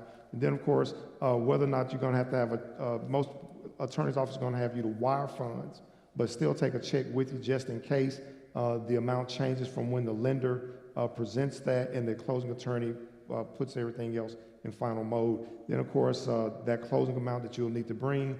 Then, if you're a seller, you make sure you bring whatever receipts that may be needed to show proof that the repairs were done. Then, of course, bring a checkbook, like I said, to cover any overage. Bring your ID. The day of closing, make sure your settlement offer will ask you, have you paid your insurance? Usually they already have that figured out the day before, because nowadays, like I say, everything now, you can get a deal closed in about 14 days and sooner nowadays. Real quickly here, let me get to post-closing.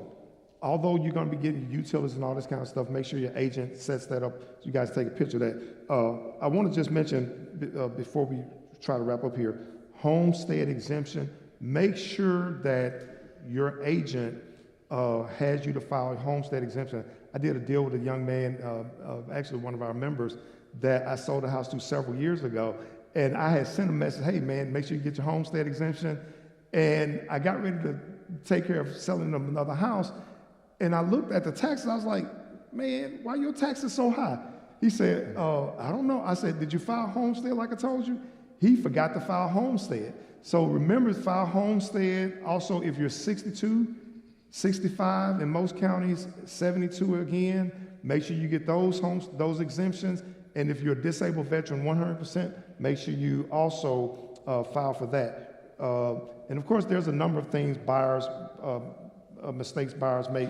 I'm sorry, that typo up there, getting too emotional, home shopping before getting pre-approved. I think Carrie pointed that out. Don't go out looking for a house, trying to write up an offer, giving earnest money until you're totally pre-approved. Don't empty your savings. I had a lot of people, they try to empty their savings to make sure they get exactly everything they want. Then, of course, choosing the wrong lender. And that's why having a good realtor in mind that will help direct you to the right kind of lender. Floyd, can we just have 5 minutes? Not even 5 minutes, just a hot second. Okay, just a hot second. We just want to point out iBuyers real quick. iBuyers, Marcel, you can sort of tackle if you don't mind real quick. Yeah, bottom line is these iBuyers, these are these big institutions like Zillow, OfferPad that'll come in and try to offer money for the people that own homes. They'll try to offer money to buy your homes. There's pros and cons to both when you look at whether you want to deal with them or not, but of course, go to the next slide. Of course, if you want to use them, yeah, they can sell it real quick and it's convenient, minimal repairs and all of that, they'll buy it as is, but disadvantages, lower sales price, high service fees. Now they'll tell you, oh, you've probably seen the commercial, there's no commissions and this, that, and that, but they have service fees, they just not called commissions. So, and then some of those go up to 13%, so you definitely want to know about that. And then of course, when there are times that you may want to use one of those, if you need to sell quickly due to relocation, divorce, financial reasons, you want to avoid a traditional home sale, sometimes it could benefit you, but for the most part, I want you guys to just keep this in mind. They target a lot of middle income homeowners, and of course, urban and suburban. And then of course, those single family homes, they're going to be big target, but I want you to notice something. They really, really, really target a lot of our communities. And that's why I wanted to try to rush to get to this, Floyd, because what happens when you sell your home to these iBuyers, if your home is worth $400,000, they may come down and they'll say, oh, we got a quick cash offer, no repairs, no showings, and we're going to offer you $320,000. So you leaving almost $80,000 of equity that could go towards an investment, toward insurance, etc., because they've come in and targeted the fact that they know a lot of people here cash, no contingencies. That's what they'll usually do. And of course, so you're getting a lower sales price. And of course, they usually target those historically undervalued areas. Many African-American communities have home in areas experiencing gentrification where iBuyers may purchase properties at a lower value and resell them at a higher. They'll turn around and buy it for $250,000, and next thing you know, you can drove past that house and now it's selling for like $500,000. Floyd was mentioning having a house that was $40,000. Then they sold it. I think I sold it was $100,000. And that same house I sold Floyd and them. What year was that we sold that house? 97. Okay, that house worth $400,000 today. $400,000, $420 right now. So, I'm sorry. Exactly. So it's worth $420 now. So limited, sometimes, when buyers or sellers don't feel that they have access to traditional real estate, oftentimes, especially in our communities, that's what ends up happening. And then, of course, home equity erosion. By accepting a lower offer from our buyers, sellers may lose out on substantial equity that could have been realized through a conventional sale, limiting opportunities to reinvest in